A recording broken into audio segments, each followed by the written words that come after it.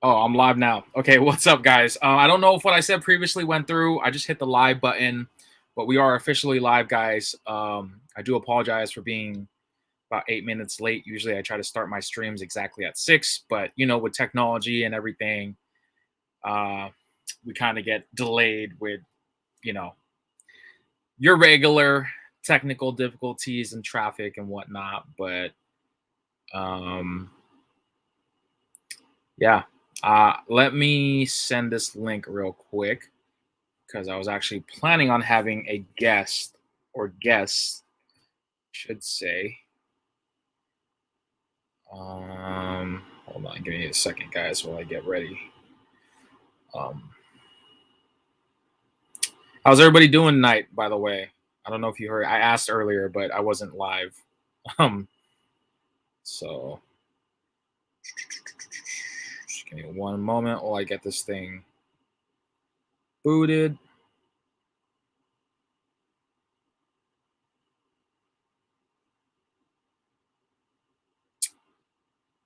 Um,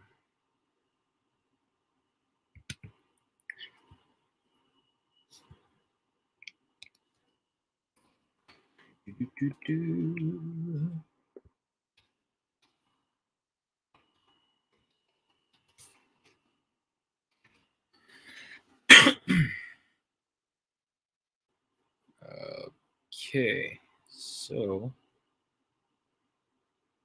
almost ready, guys. Almost ready for y'all.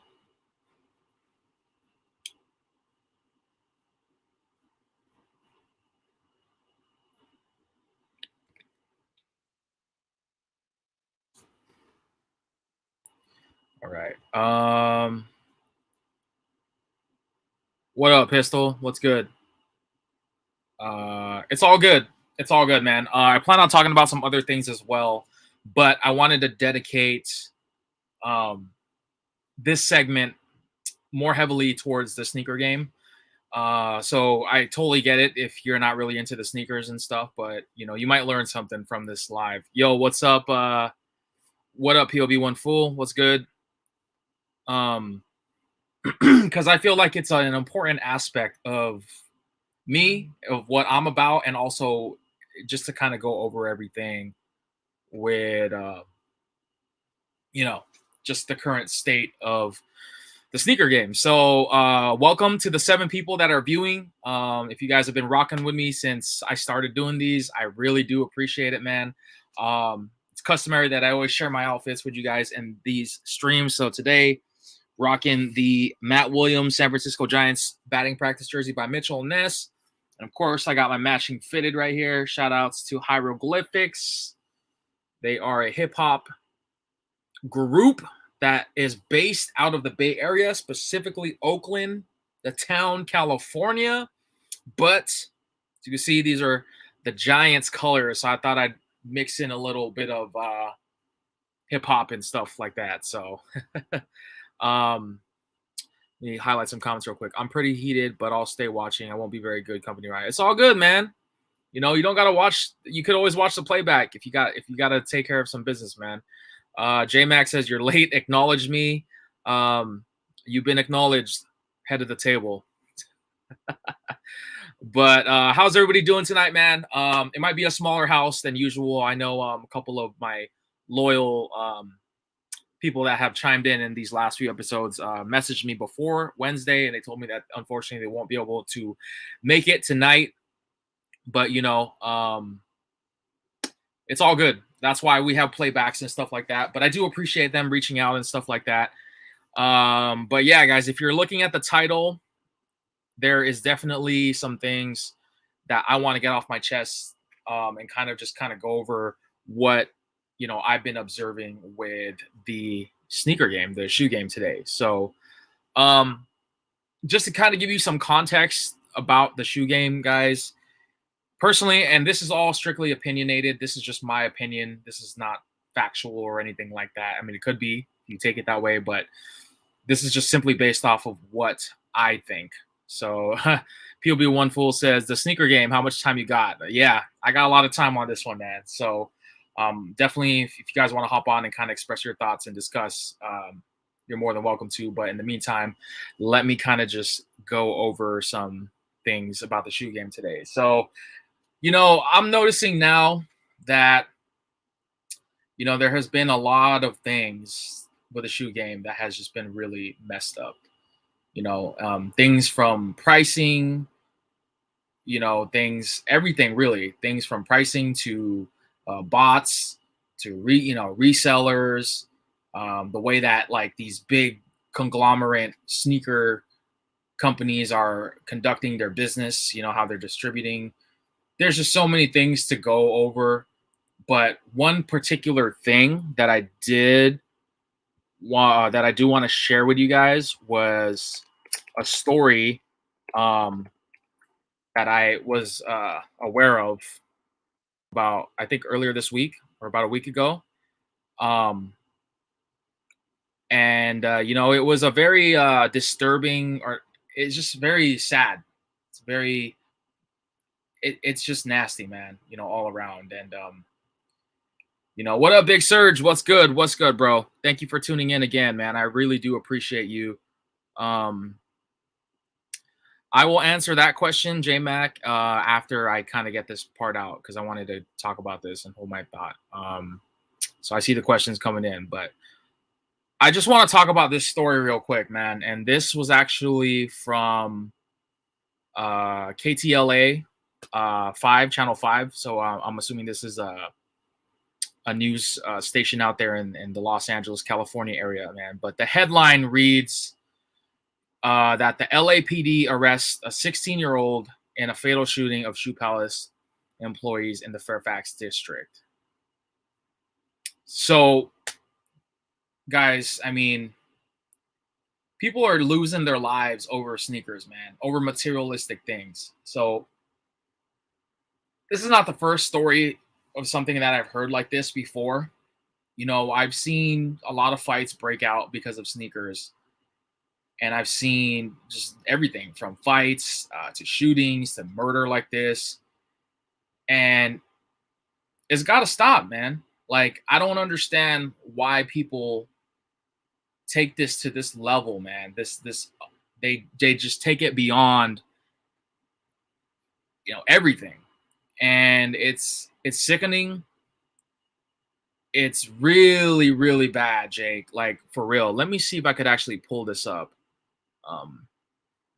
Because I wanna be able to share my screen with you guys, and just kind of emphasize this. Actually, I don't know if I can because of the subject matter. So I think I'm just gonna kind of read it off.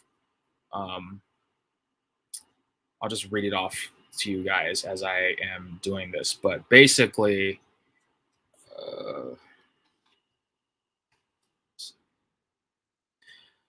so it says here, guys, an arrest has been made in the fatal shooting of a shoe store employee during a dispute over a shoe raffle in the Fairfax district Wednesday, officials said. On Thursday, the Los Angeles Police Department arrested a 16-year-old on suspicion of murder and the killing of a 26-year-old, outside of Shoe Palace, Melrose Avenue, which is basically out there in SoCal. Excuse me. It says the suspect was arrested around 12:30 p.m. LAPD said in a statement, on Wednesday, an argument among a group of men and women began during a shoe raffle in front of the store. Coworker called Bradford for help, and when he arrived around 12:30, he was confronted by the group, and the juvenile pulled out a gun and shot Bradford. Cell phone videos that captured the incident showed the moment Bradford was surrounded by people before open fire. Witnesses said Bradford was trying to intervene when he was shot. So, guys, unfortunately, I hate to say this, but this is the type of stuff that makes me not want to buy and wear sneakers anymore. Because it's just gotten to the point now where people are out there only for their own selfish gain. They'll do anything, even if it involves killing a person over a materialistic good. And these sneaker companies, man, they have the power to change this. 100%. They have the power to stop this type of shit. Excuse my language, but it has to be said, because continually every single week, man.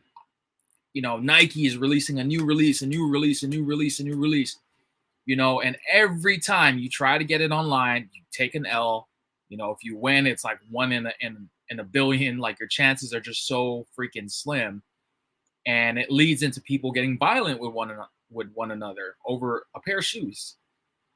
And from somebody who's been in the shoe game for 10 plus years, you know, it's it's not what it was when I first started. It's definitely changed for the worse, and it's really embarrassing as a sneaker like enthusiast, somebody who was very proud to tell everyone who's not into this that this is a great culture to be a part of. I retract my statement because it's just gotten so sickening and embarrassing. It's uncalled for, and it's got to stop. And I believe that it can stop with us being the consumers, you know, us being the just the customer base of these big conglomerate brands like Nike, Adidas, you know, all these shoe brands.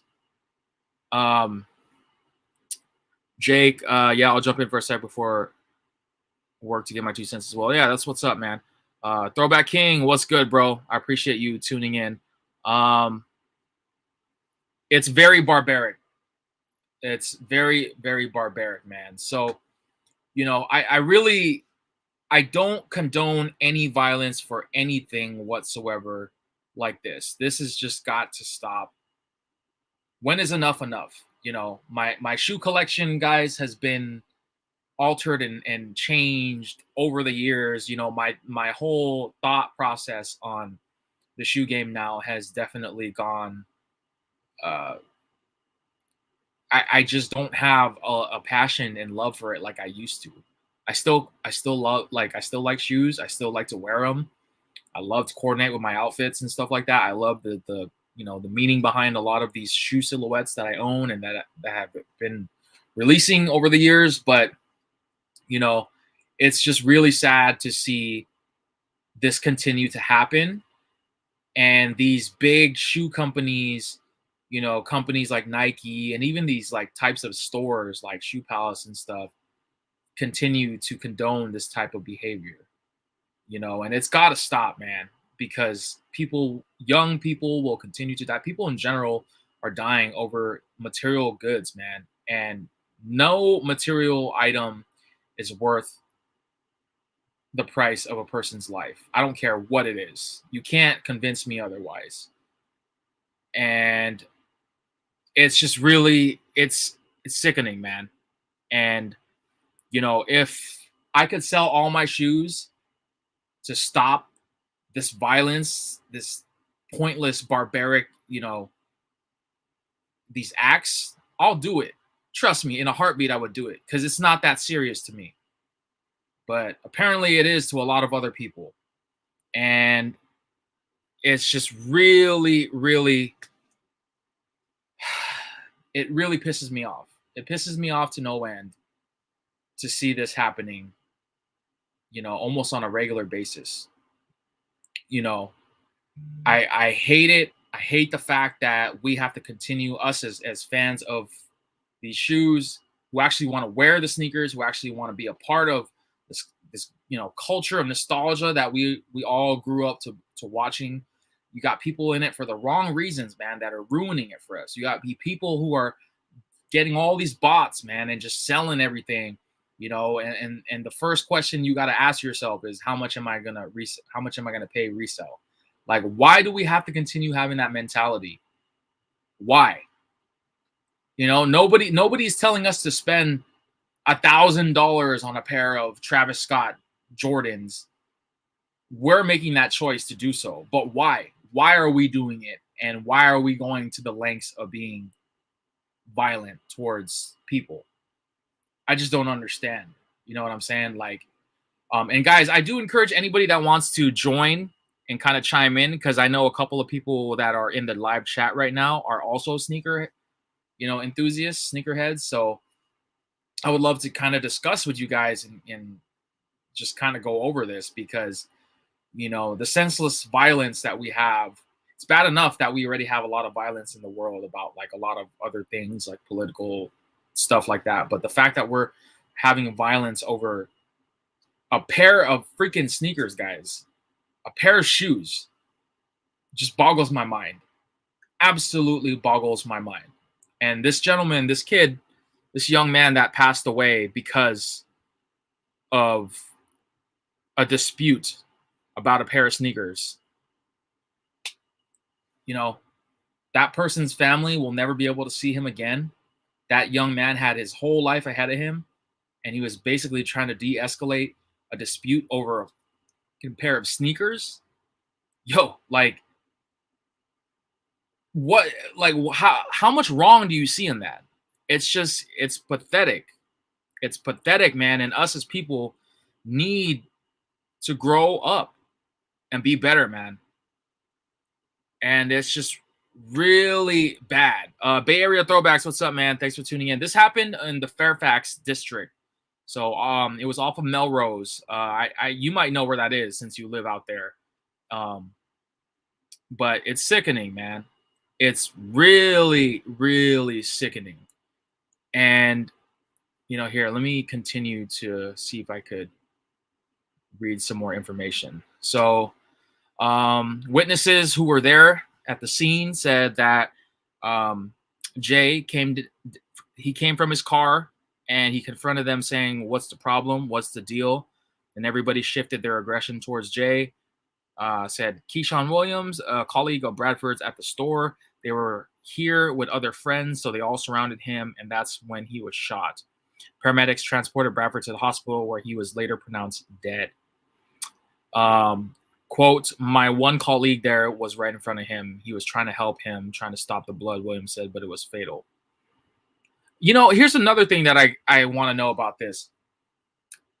How the hell did a 16-year-old kid have access to this firearm? I'm assuming he probably grabbed it from one of his family members, maybe.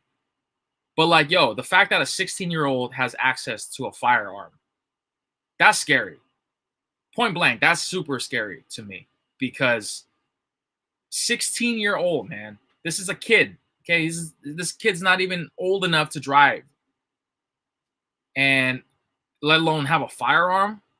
And this kid just opened fire on this guy, this young man, like in the middle of the day, man. It wasn't like somewhere sketch where he was like in a corner in an alley or something, or he was at an ATM in the middle of the night. No, this was like during broad daylight, guys. And trust me, there's a video of this, and I saw it. And I saw they were like in a crosswalk or something, and dude just literally pulls out his gun from his like his front of his shorts and just shoots the guy. And yo, man, like I don't understand. I don't understand one bit. I genuinely am sick. I'm sick of this shoe game. I'm sick of the sneaker culture. I'm sick of the people who are in the game who are not doing anything about it. Because I do feel like we are partly to blame, not for this man's death, but because of the whole culture of how it's become what it is. It's become a product of greed and violence, man. And here, I'll drop Benjamin. Yeah, I'll drop the link right now if you guys want to check it out and read it for yourself. I would post it on my screen, but I don't know if I could share that just because of the nature of the topic. But here, if you guys want to check out the link for yourself for the article. And it's one of those things, man. Like me being into the sneakers and stuff like that, I camped out. I was one of those guys that would camp out. I was one of those guys. I'm still currently one of those guys who go out to every possible local mall in my area to try and sign up for these raffles, to try to win the shoes. I try to wake up extra early on Sneakers app, to try and win, and I always get like L's and stuff like that. And it's pathetic, man.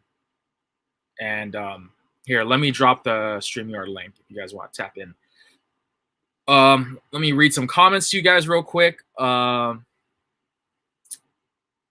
It's not worth life. That's definitely true. POB one fool. Yeah, I heard about that. I'm in the area often. It's a damn shame. It's barbaric. Oh yeah, I read that. I definitely agree with you though.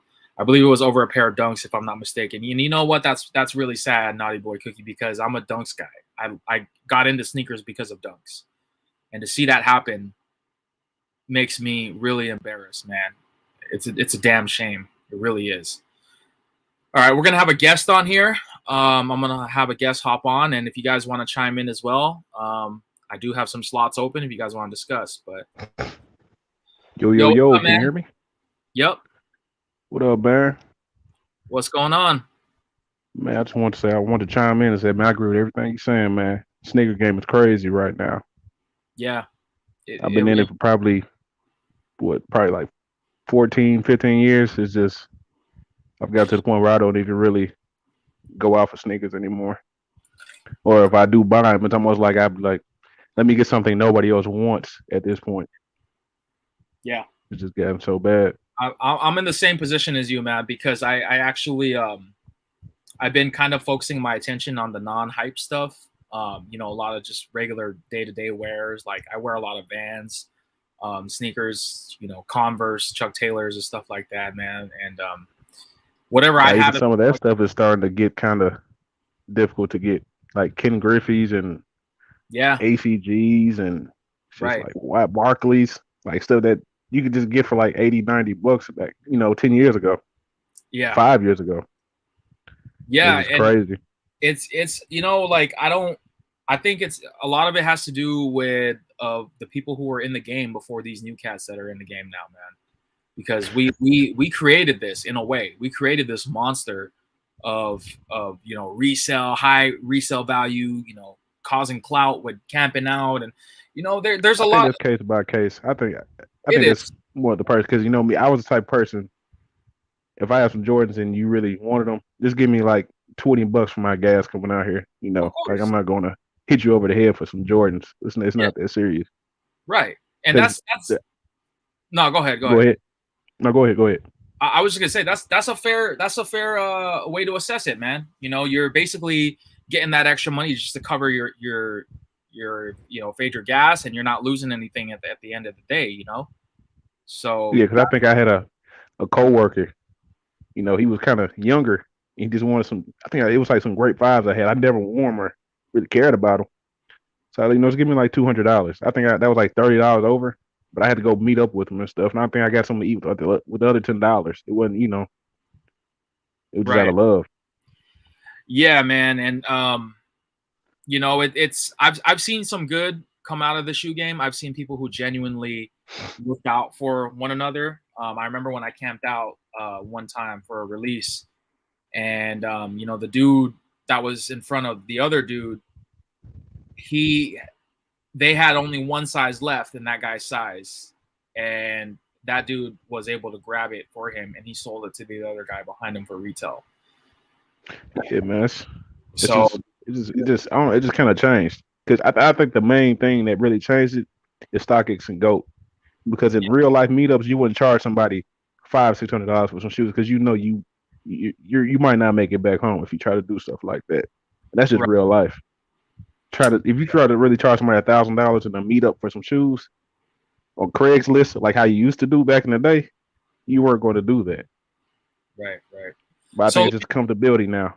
like, let me ask you this: like, how long have you been collecting sneakers, and what have you noticed in terms of how the game has changed to what it is today?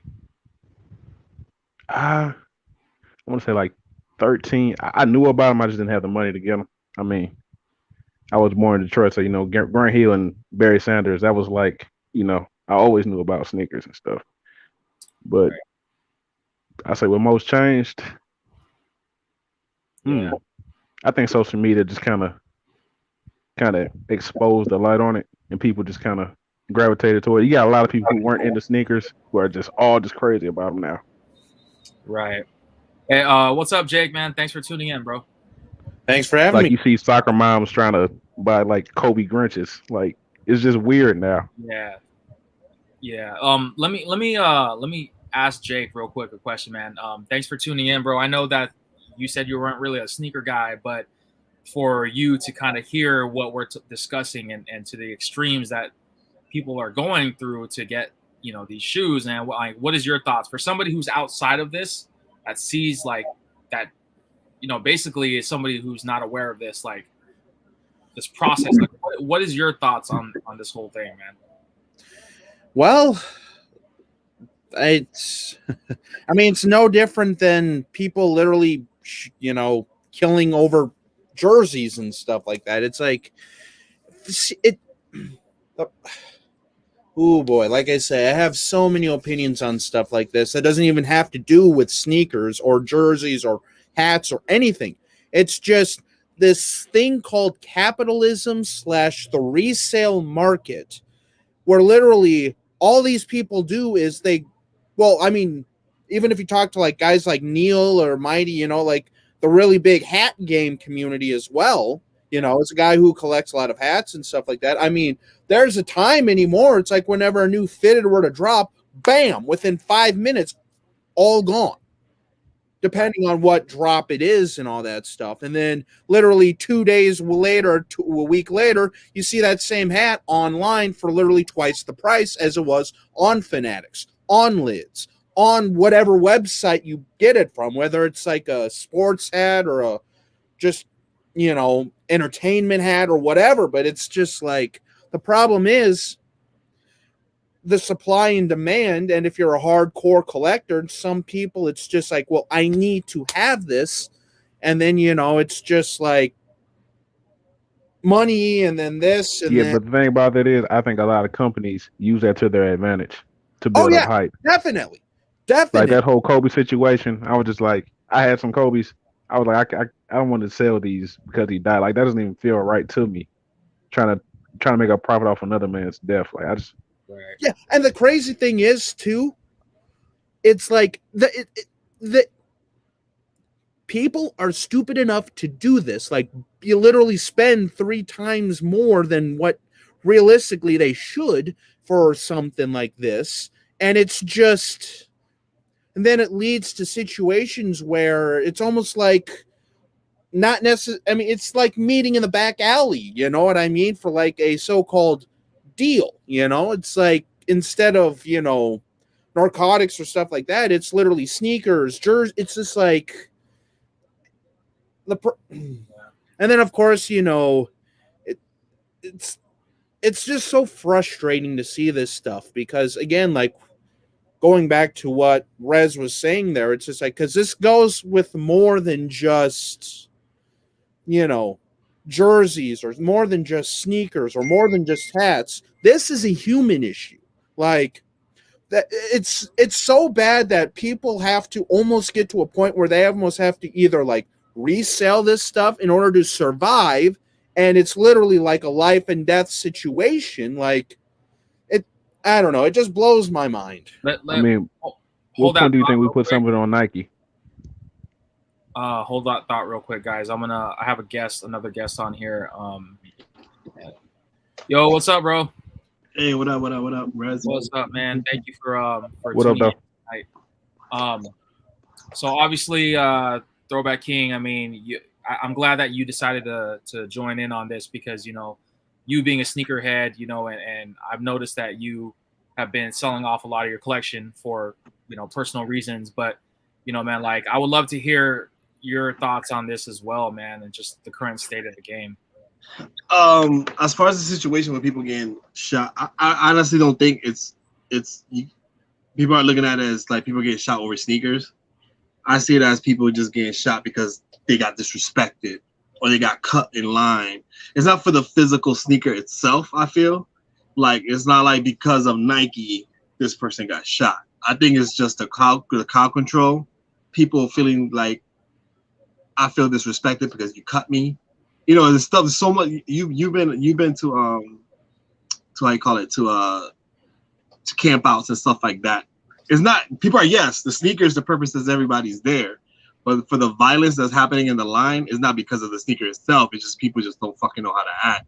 You know what I'm saying? But if Nike supplied the demand, would that even happen though? But no, but I'm saying, okay, yeah, I understand that. If this, that's not. We gotta get some of this blame to Nike. it is a lot on the people. Like this is very It's a uncalled lot on for. the people. But Nike is using this to their advantage. We got to admit that. We got young people with guns. You know what I'm saying? And that's the way they react. But the thing is, if this young cat, he's immature in the head, and he feels disrespected because you cut him, he fucking shoots him in the head. That's just fucking stupidity. You know what I'm saying? I understand. 100%. Yes, the reason they're there is because of the 100%. sneaker.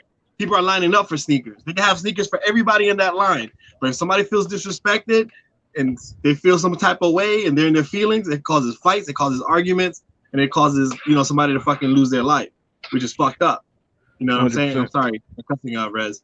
But it's just one of those things like, yes, I get it. I understand the supply to demand, but sometimes it's just stupid people doing stupid shit. You know what I'm saying? And it makes the sneaker culture look bad. And that makes people like Rez and myself try to get away from the sneaker culture because that's what it represents, which is it sucks. You know what I'm saying? When you see the headlines saying this person, some people actually get shot for sneakers. They take the sneakers right off their fucking feet and they get shot. But some people get shot in line because people are in their feelings and they're feeling some type of way. They're talking back and forth. They're going, you know what I'm saying? It becomes an argument and then it turns to violence. So I think some stories, is validated as far as like, these people got shot over sneakers.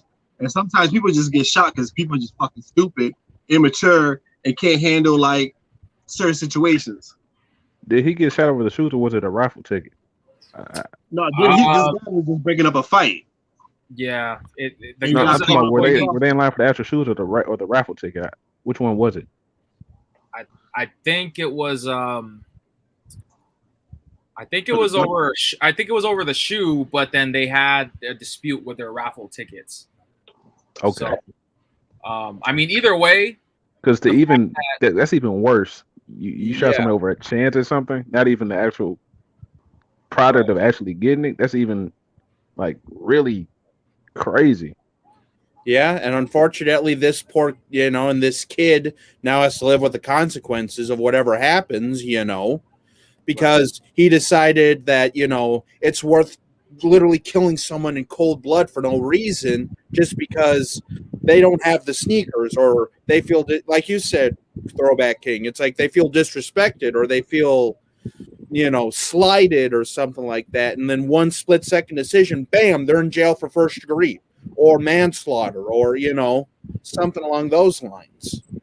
So, I mean, like, my thing with this, though, is, like, a lot of these brands, like, they have control over a lot of this type of stuff. Like, these lines, the cloud chasing, like, everything from, people, like, trying to resell, like, StockX and all that stuff. Like, what I want to know, too, is, like, who determines these prices on StockX? Is it us, like the people that wear the shoes, or is this somebody that is obviously, behind a corporate like conglomerate? I think it's Nike. I think they're sending a batch of StockX to build their own hype. Yeah, at the end of the day, I have a feeling it's because it's no different than like the Nike jerseys and stuff like that too. Like, where do they come up with the prices, or like, because that in like it's capitalism at its best there. It's like they try to make it as, cheap as they can. And then, I don't know if, with like, as far as like how the licensing and all that stuff goes, how much that factors pricing or not like that, because I'm not really on the business side of things. We're not talking about retail prices. We're talking about the resale market. And when it comes down to it, it only takes one person to set that bar. If I'm willing to pay, if a Nike comes out and I have buku money, and I go on StockX, I'm like, fuck it, I'm gonna spend $800 on this pair of sneakers. I got it. I'll be the first one to stunt. And I just set the bar at $800 because the record's gonna show, hey, the sneaker's going for $800. Somebody paid for $800, and it trickles down from there. Yeah, you know what I'm saying. And then some people are like, oh, well, they got $800 for it, but mine are a lot better and are a lot, like nicer, so I can get $900, $1,000, $1,500, and just from there it just gets out of control.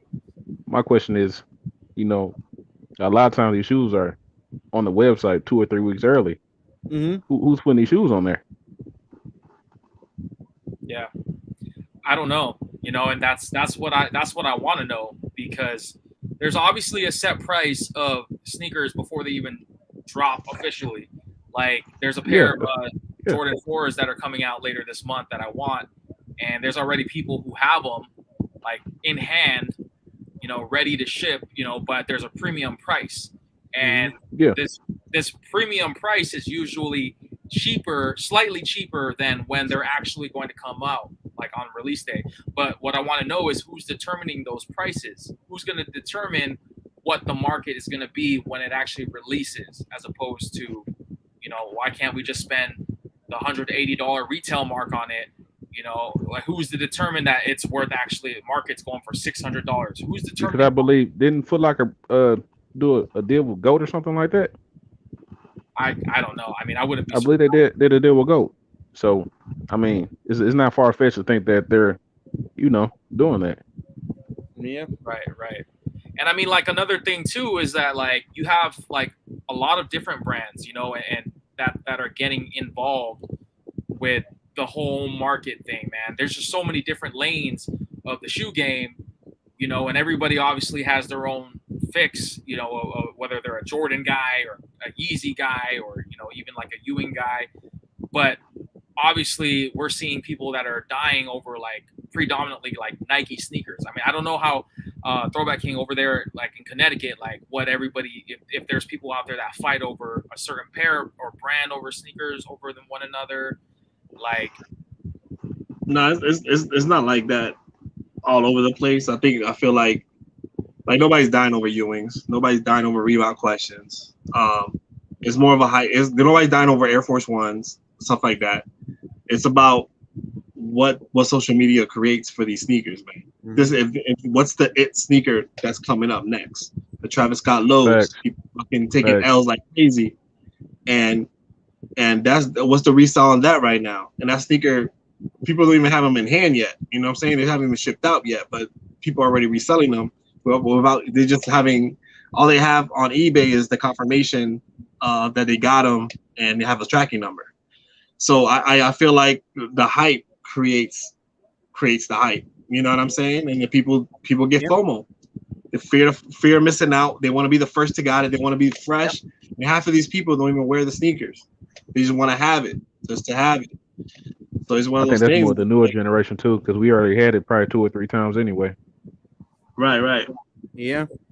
So like, you know, for the stuff that like out here in California, the shoe game is infested with a lot of hypebeasts. Like I don't know anybody out here that really like fucks with Reeboks like me, like and Throwback King and stuff like that. Like nobody messes up. Like I rarely ever see anybody rock questions or you know the answer Reeboks or even like the Fila's. Like I've never seen anybody out here rocking it. It's always Air Maxes, Jordan 1s, you know, just the Jordans in general, you know, and Dunks and SBs has become a very big thing now, apparently. And I remember, like back in the day, like I used to get a pair of Dunks, like hype Dunks, for like $100, maybe a little over 100. At TJ Maxx or Marshalls at that. Yeah, I never saw a pair of Dunks go over $200 over here. There was actually times where like a lot of the Dunks and SBs would end up in outlets. Like I remember vividly, like when the De La Soul SBs dropped in the low tops, nobody could sell them. I had them, and I paid resale, but it was like a little above retail. Wasn't too bad, and I had a hard time selling them, so I had to take an L because I needed the money at the time. So I just took whatever I could get at the time. Fast forward to today, I'm looking on eBay trying to, you know, get them back, and these prices are like quadruple what they were, man. And I was like, my jaw dropped because it's like, dude, what is going on? You know, like why was it like? It just doesn't make any sense to me. Can you imagine if tomorrow Travis Scott wears a pair of Ewings? You know how much my fucking Ewings Yeah. Pop culture is crazy when it comes to stuff like that, isn't it? I don't understand the market like that. I wish one day that this motherfucker wears a pair of Ewings in a concert and watch all these people that shit on my Ewings. You collect Ewings, make fun of me, and they come out. That's where you differentiate. That's where you cross the line. Well, set the line between the hype beasts and people that really love this shit for the game. And I take notes of everybody that shit on me just because I wear Ewing, which I don't care. I guess like you said, everybody has a lane.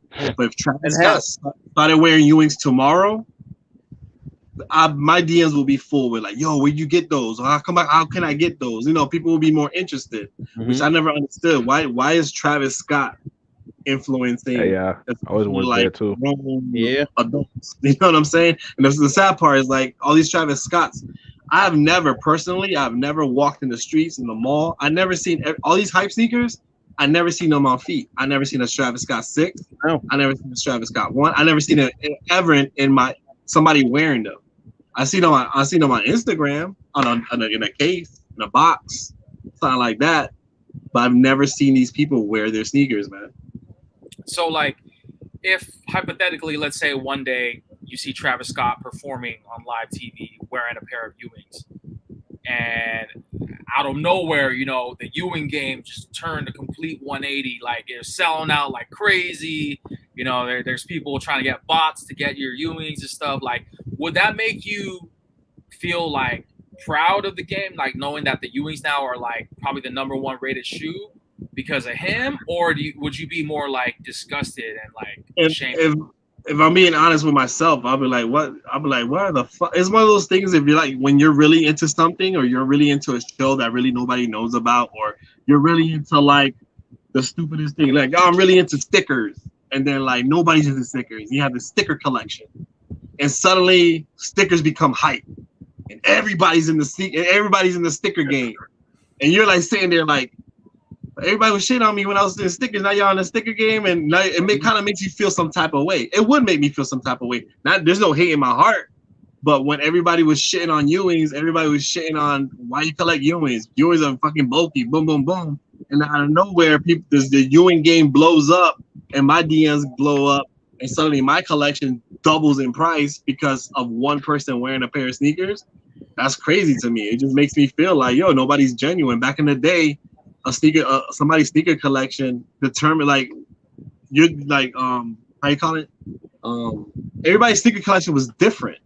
Not everybody's, it's like copy and paste. Yeah, man. I feel like it had personality.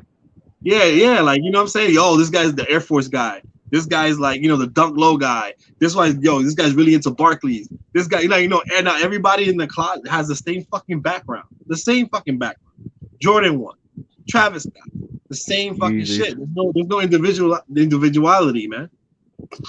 Yeah, you know, and for somebody who genuinely grew up getting into the sneakers because of the Dunks, because of the Jordan 1s, I honestly am considering selling a bulk of my Jordan 1s and Dunks and just going for the nostalgic shit that I grew up with, you know, because it's a shame, man. Like, to see everybody kind of just like trying to flex and you know, bring, you know, saying like, oh, you know, like, I got this Travis Scott, I got the Off-Whites, and like, before, that shit used to fuel me to try and get them. Like, oh my God, you know, those are so dope. Like, not everybody has them and stuff like that.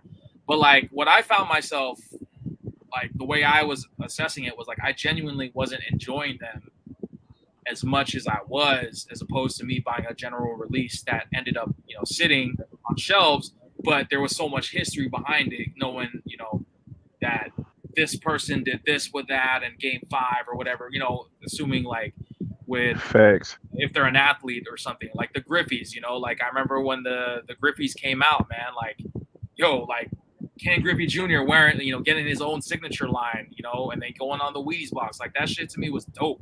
Like, somebody in his level of popularity and stuff, like, it was different. You know what I'm saying? And like, nobody, like, I remember when the Griffies came out like a couple years ago, they sat. Nobody bought the Freshwaters. Nobody bought. Hey, that was like 16, right? Like, nobody messed with them. And then I tried to get them when they released, and they sold out real quick. And every time I hit up people who had them, who did get them, they're like, oh, I have like a full size run. Like, I have size 8.5 all the way to like size 13. And I'm just like, what are you doing with all these pairs? Yeah. You know, like, you get it. You're trying to get your money. You know, you're trying to hustle and, you know, get some profit and stuff. But like, Did you really need all those pairs? No. Like that's the shit that makes me upset because I haven't won a sneaker for retail since I think it was earlier this year when they dropped the DMP Jordan 6s. I think that was like back in March. I don't remember, but I haven't paid any resale on any sneaker for over a year, and I don't intend to pay resale moving forward at all. Even if it's like $10 over, I don't plan on paying resale. And there's a lot of sneakers that came out already that I passed on. Yeah, and for me, I'm one of those guys that tends to get a lot of my stuff from like, well, case in point, the sneakers that I have currently that are actually in pretty decent shape, and they're actually Nikes and all that stuff too. I just don't know if they're actually like anything special or fancy or anything, but I got them at a Goodwill for like $4.50. They were practically barely worn and all that stuff, or just like a little normal wear and tear. I'm one of those guys that would just much rather go and get like a $70-$80, low end pair of, good quality shoes, whether that be Nike, Adidas, or like a different brand or whatever like that, and just, instead of going and trying to get like Kobe's or Jordans or Griffey's or, whatever, Yeah. Yeah. I mean, like on the flip side, like how would you feel if these low end sneakers like sold out because somebody was wearing them, like Travis Scott or whatever, and it could be anybody. What if you couldn't get those sneakers anymore because of whether it be like a social media personality or whatever was wearing them and it caused all this like hype behind it? Like, how would you feel if you couldn't get them? I mean, for me, honestly, it's for me, whatever's, what's the next one up, because I'm not one of those guys that's really a brandist per se. That's with anything, cars, like, vehicles that I drive or jerseys that I buy or whatever. I'm not really one of those guys who's like Team Nike or Team Adidas or Team Puma. I just basically move on to A, what's on sale, or, what can I get? B, quality, because obviously, if you go to like Walmart or get like one of those like cheap little $5 t-shirts instead of like going to like a sporting goods store and getting like a $15 one that lasts a little bit longer, that type of thing. But again, for me, I would just go on to whatever's next or whatever's, decent quality for a cheap-ish price. And I've never really been one of those that's been like, oh my God, I have to get these because they're Jordans or, stuff like that. But it's just like, yeah, I mean, it. A lot of times for like older people, it's not necessarily brand. It's just a certain moment that attaches us to the shoe, maybe like a player or something like that. Yeah, that too. But like I say, I really don't have like. I mean, I have like my favorite players and stuff like that, but I don't think Randy Moss ever came out with his own sneakers. So Yes. Yeah, I think he got one with Jordan. Yeah, the Jordan Freaks.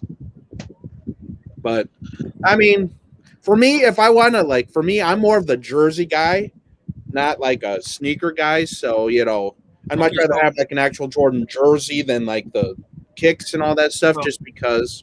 So let's throw it on the flip side here. Like, obviously you're a jersey guy. So assuming that all the jerseys and teams that you're into, let's say that everybody was into those and basically you couldn't get your hands on any of them unless you had to pay a premium price.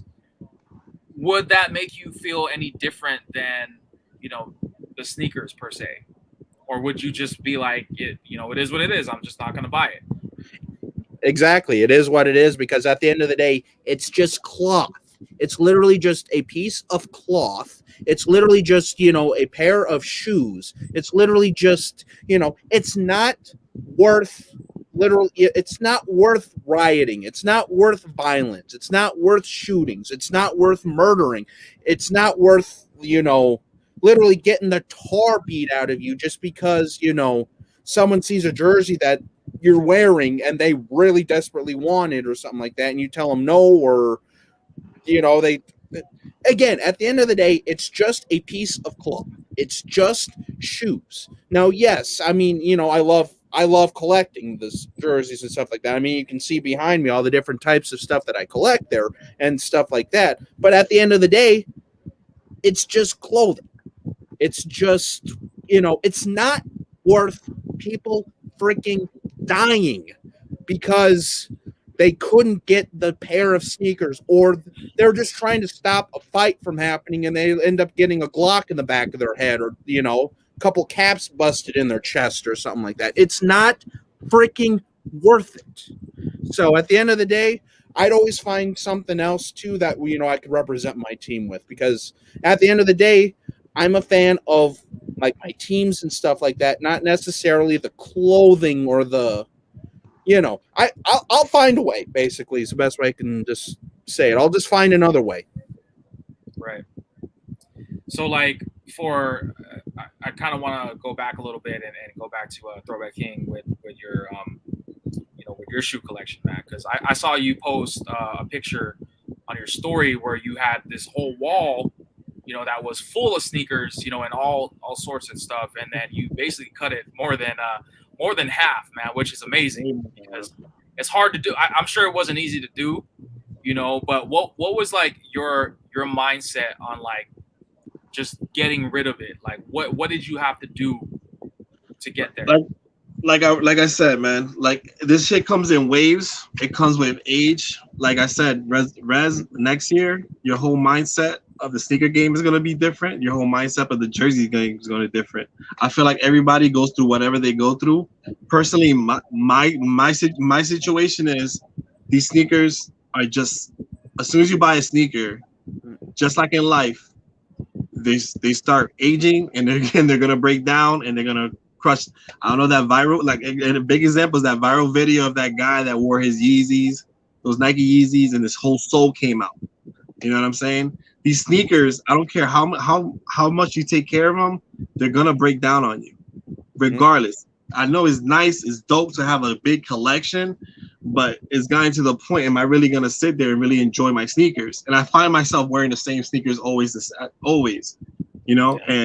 it's one of those things. I decided, I was like, bro, I'm like, the good thing about our hobby, it has good resale value, or you just gonna, not get what you want, but you can sell your sneakers. This is the only you can wear your shit and still get money back from it. So I decided, I was like, you know what? That wall of sneakers, it felt like it was like just getting bigger and bigger, and it was overwhelming. And it got to the point that, like, bro, I only have 2 feet. You know what I'm saying? And I slowly decided to just get rid of my shit. I started donating my stuff. If I can give, every year I donate twice a year. The beginning of school year, I donate to kids because I know how it feels not to have a fresh pair of sneakers on day one of school. So what I try to do, whatever sneaker I ever got free or from UN Athletics, I donated it to the next person. You know what I'm saying? And it's one of those things that if this right here, this sneaker collection could give me a down payment to a home that's forever, I'm down for it. If this collection, if I can put it down a little bit and it creates a memory for me, a vacation to the Bay to go see Resurrection for like a weekend and hang out, create dope memories, have a drink and just chill and laugh. And all I had to do was sacrifice a couple sneaker releases, is worth it for me. I haven't bought a pair of sneakers in a year. You know why? Because I have sneakers. The thing is, nobody ever sits there and enjoy their collection. People are just worried about the next release. That's the problem. That's when I started realizing, like with the jersey game too, we get more excited about the tracking number than we do the actual product when it comes in. As soon as the product comes in, you look at it, put it away, and it's on to the next sneaker. So that went away as soon as when I got my Ewing squats, when I got my sneakers, I was like, you know what? Why am I gonna wear any other sneaker? I'd rather represent something that represents me. And I haven't bought a sneaker in a year, and I'm okay. I'm still here. I still still dress fresh, and I still got fresh sneakers. But it's just one of those life decisions. I'm 40 years old, and we just lost Ron, and the people that don't know, but we lost Ron, and he had one of the dopest jersey collections that we ever seen, but he didn't take that with him. Right. All he had was his family, his family, and that's it. You know what I'm saying? And he didn't take that to the grave with him. Right. So it's one of those things. I can't take this stuff to the grave. Yes, it's a hobby. I enjoy it. It brings me joy. I get up, you know, I get on the internet and I look up stuff that I enjoy, and it's dope at the time. But this hobby can be time consuming. And by the blink of an eye, you're fucking 40 years old, and I'm still in my 1-bedroom apartment. I want more than that. And sneakers can be that fucking bridge to get me there. So I decided that a year ago, and I'm almost there. I'm almost fucking there. And I can say that my collection, me dying down on my collection and slowing down and really just enjoying what I do have, it was the reason I'm gonna get I'm gonna purchase my home. So that's just my story. That's what I believe and understand. This is everybody's in different levels of collecting right now. Like I said, KBM next year he's probably be into something completely different from what he's into now. That's true. You're not gonna have the same mentality 5 years from now. You're probably gonna be like, one day you're gonna be like, fuck it, I don't wanna fucking collect this stuff anymore. You've gone through that phase. Oh, With Jersey, most you know definitely. what I'm saying? We all go through our phases. You know what I'm saying? At the end of the day, as long as we got love for it, that's what matters. Fast, because this shit come out right over and over and over again. It's all the same Yep. stuff. Real quick, Jordan man. 1s, 2s, 3s, Griffey's. It came out 5 million times already. Yeah. I just Numerous times. I just want to give a shout out to KBM, man, for tuning in. I figured that I invited him to come on this stream here because him also being a fellow Jersey sneakerhead and hat collector, and you know he has a good. I'm sure he has a perspective that you know a lot of people in here in the chat might not understand, because there are people in here that are not into the shoes like we are. But you know, man, like yeah, man, we're talking about sneakers, man. The highlight of this live was an article that I was reading earlier. I know you came in a little bit later, but basically the headline is LAPD arrests a 16-year-old in fatal shooting of Shoe Palace employee in the Fairfax district. So this kid who was 16 years old, he shot a Shoe Palace employee because he was trying to break up a fight over a release of sneakers. And unfortunately, the Shoe Palace employee didn't make it. He was 26 years old and he passed away. I was dead at the hospital, man. So for somebody, you know, like in your position, man, like what's your take on that?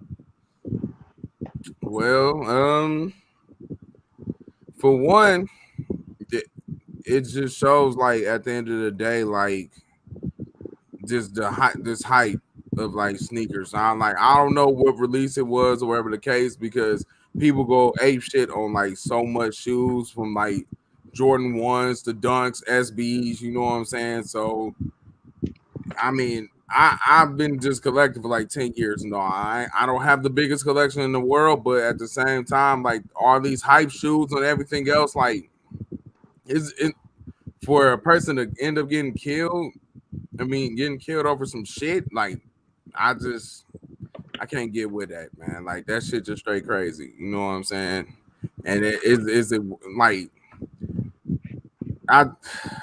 I wish, how the sneaker game is now compared to how it was 10, 15 years ago. Like, I wish you can get back to that, to be honest with you. But how the game is and all, people just so hell bent, we got to have the hyper shit, or we got to have like, if you don't have this your collection, you're not considered a sneakerhead. This or it's so much things. But at the end of the day, I just call it straight whack. You know what I'm saying? And it's fucked up, you know what I'm saying? Rest in peace to, the person, that the person that got killed or whatever. But it's just straight fucked up, you know what I'm saying? Yeah. So like, have you seen or witnessed anything like of that nature? I mean, obviously not to the like murder effect, but like, have you seen fights break out like when you try to like go for a no one? Locally, no. I've heard stories about things going on. Like it's certain, like, not, in fact, I take that back. Locally, yes, I've heard stories like people going crazy. Example, but like a Jordan 11 come out, like my local mall that's like 15-20 minutes away, like people go crazy over the Jordan 11s. You know what I'm saying? It's to the point that it's fights and it's shootings, which is fucking crazy. You know, so this is just only shoes, you know what I'm saying? It's just sneakers, you know what I'm saying? Like people going hell bent crazy over these shit. And this is the part that I don't get. Like in a way it kind of turned me off on actually liking shoes, but man, it's just something like I don't know how to really explain it. You know what I'm saying? Like it's playing crazy if you really think about it.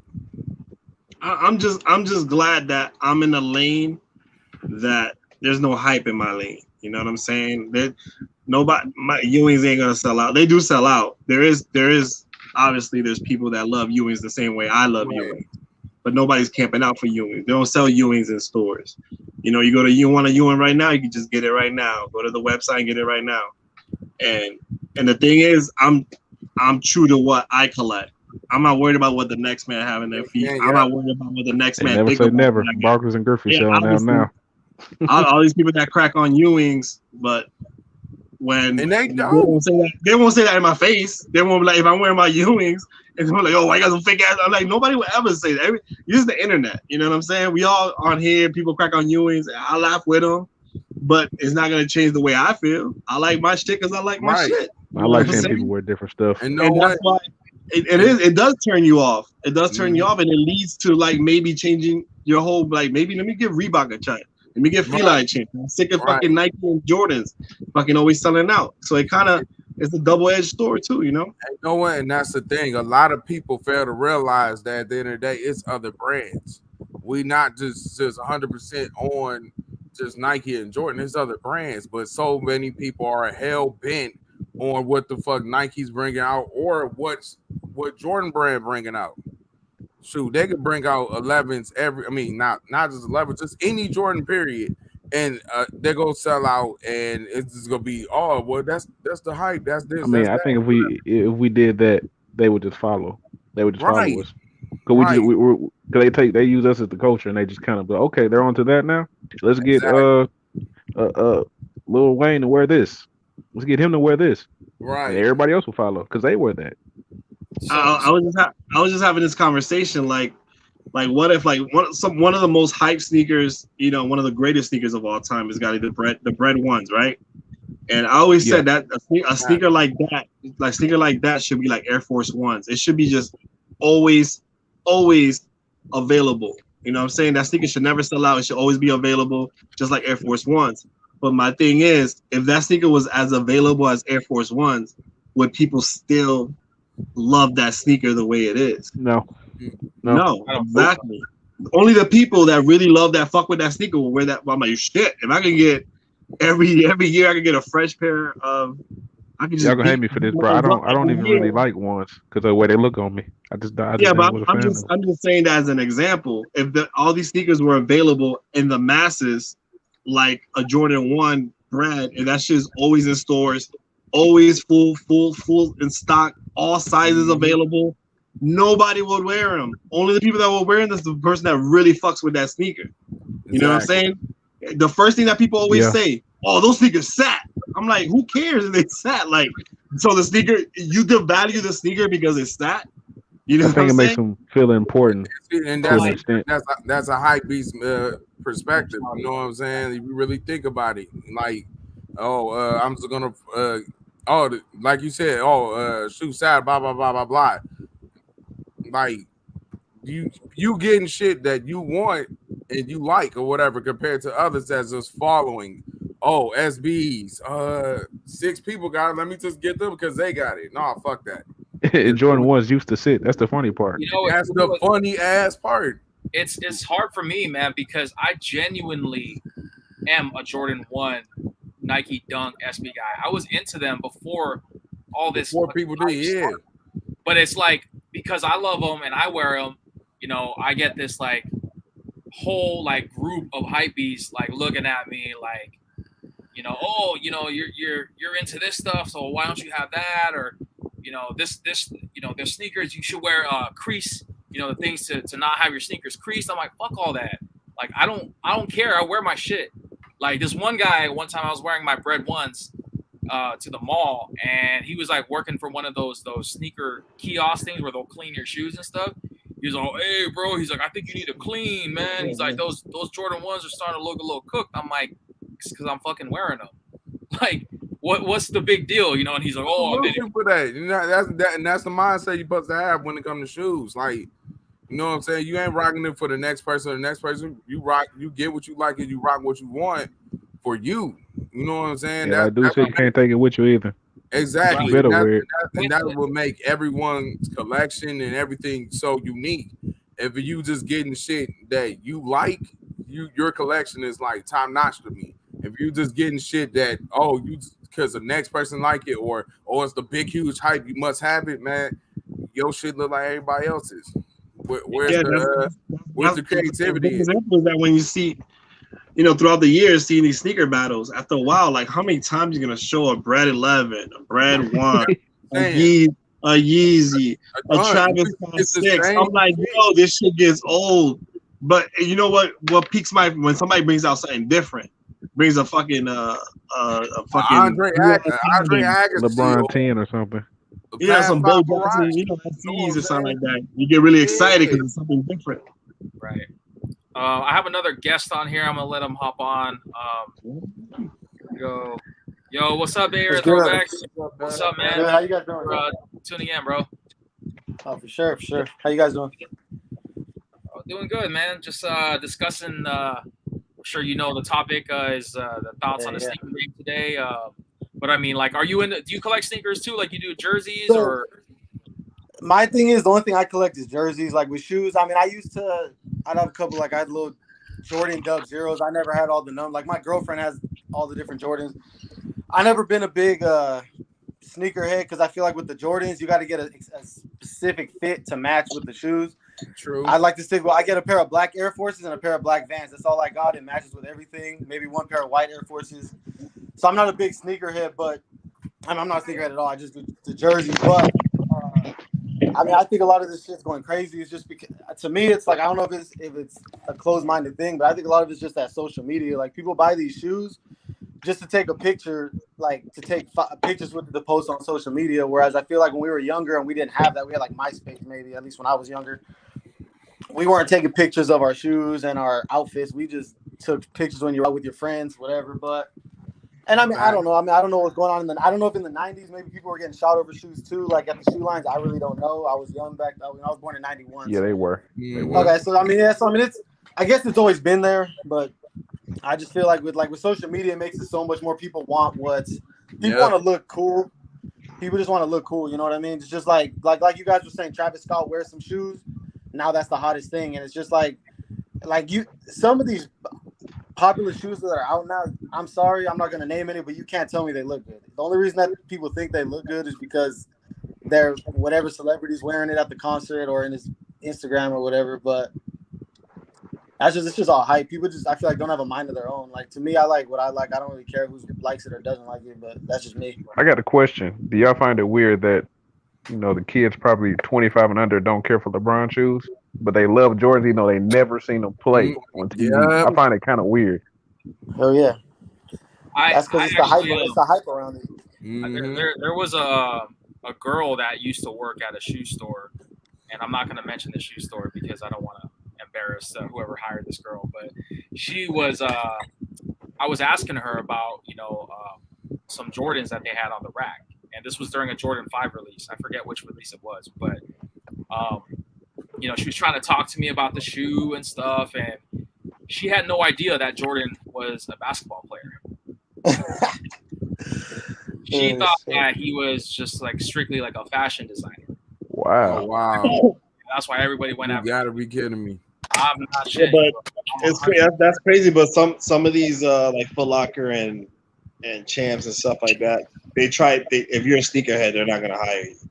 They try to hire people that are not sneakerheads because of that, because you know, backdooring and all that crap. So a lot of these people that work at Foot Locker don't know shit. Right, and you know, like the thing too that really like that was kind of weird to me is like when I went to my local mall to a shoe store to try on a pair of Jordans, they were telling me that I couldn't try them on. No way. I swear, like I was like, hey, can I try them on? And they were like looking at me, they're like, oh no, we can't allow you to try them on. You know, That's crazy. I'm And like, and there used to be days that you can do that. yeah. So that's wild to me, man, because it's like obviously shit for somebody who never wears something. Like, how are you supposed to know if it's gonna fit you? You know what I mean? Like, it's a shoe store. That's why you have shoes. I think it's gotten to the point where more people are buying them to resell than to wear. Exactly. Yeah, true. In fact, there's a rumor that it's like some of these sneaker places like Foot Locker and shit is actually getting into like the resale business, which as in like doing shit like Stock X or whatever. You know what I'm saying? Which is Right. kind of crazy and weird. We got another guest.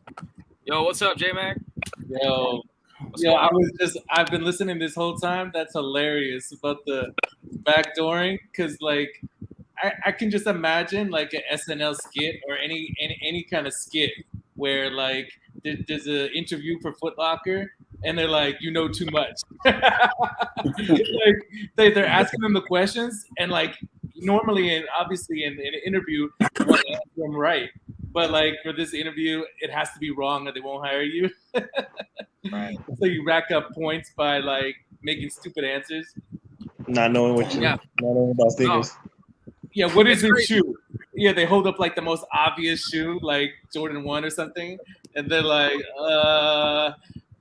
that's the Yeezy, right? And they're like, good job, you're hired. It's really crazy, man. Like out here, because I know we're all from different spots, man. But I know Bay Area throwbacks. You live in California, and you know me living in the Bay, man. It's like it's crazy to me. Like I don't even really. Every time I go to my local mall, I always pass by like the Foot Lockers and Champ Sports and you know and all these shoe stores, man. Because it's like I go in there and I see nothing but the same thing. I see you know people who work the staff that kind of pitch the same idea. You know, who are standing outside with a giant shoebox to put a raffle in. And every Saturday when these shoes release, dude, it gets like super barbaric, man. Where like they have to literally barricade the freaking mall entrances just so they can let people go in one at a time. It's crazy. It's crazy to me.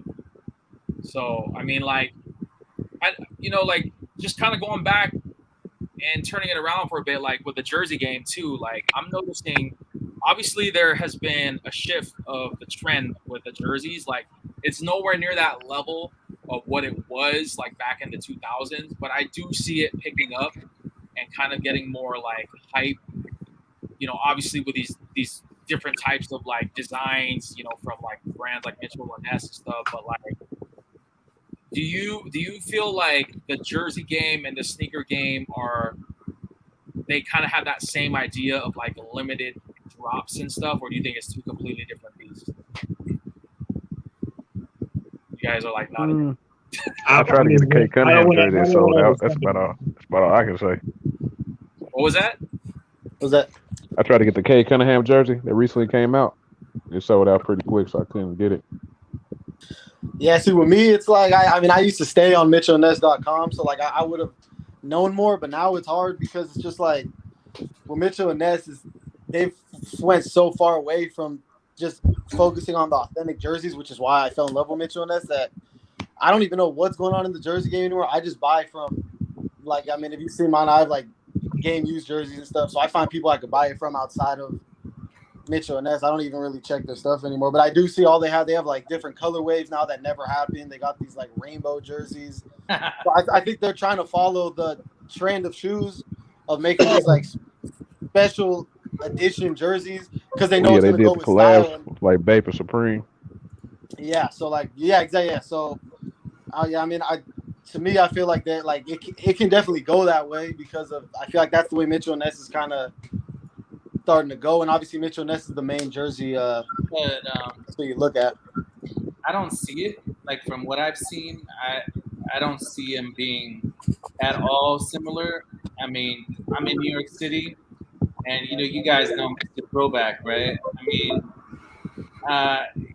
he's pretty known as far as like his business, but it's still a niche business. if you know what I mean. Whereas the Jordan that is so mainstream, everyone wants it. It's like supreme. With the jerseys, it's like guys like us love the jerseys, but most people do not love the jerseys like that. They maybe buy a few, maybe like Mitchell and Ness, and like which me personally, I mean like I'm not even that much into Mitchell and Ness. I have some, but like I'm more into jerseys that are not even produced anymore. So Hell yeah. yeah, so I don't even really pay that much attention, like you said, to Mitchell and Ness. But are you going? Are But you not so much. so are you going at? Because you mentioned that you're going after stuff that's not really produced anymore. Is it because you're going after it because these are players that you actually really enjoy or jerseys you enjoy, or is it more so the fact that it's kind of like like FOMO, like the fear of missing out, like something that's exclusive now and rare?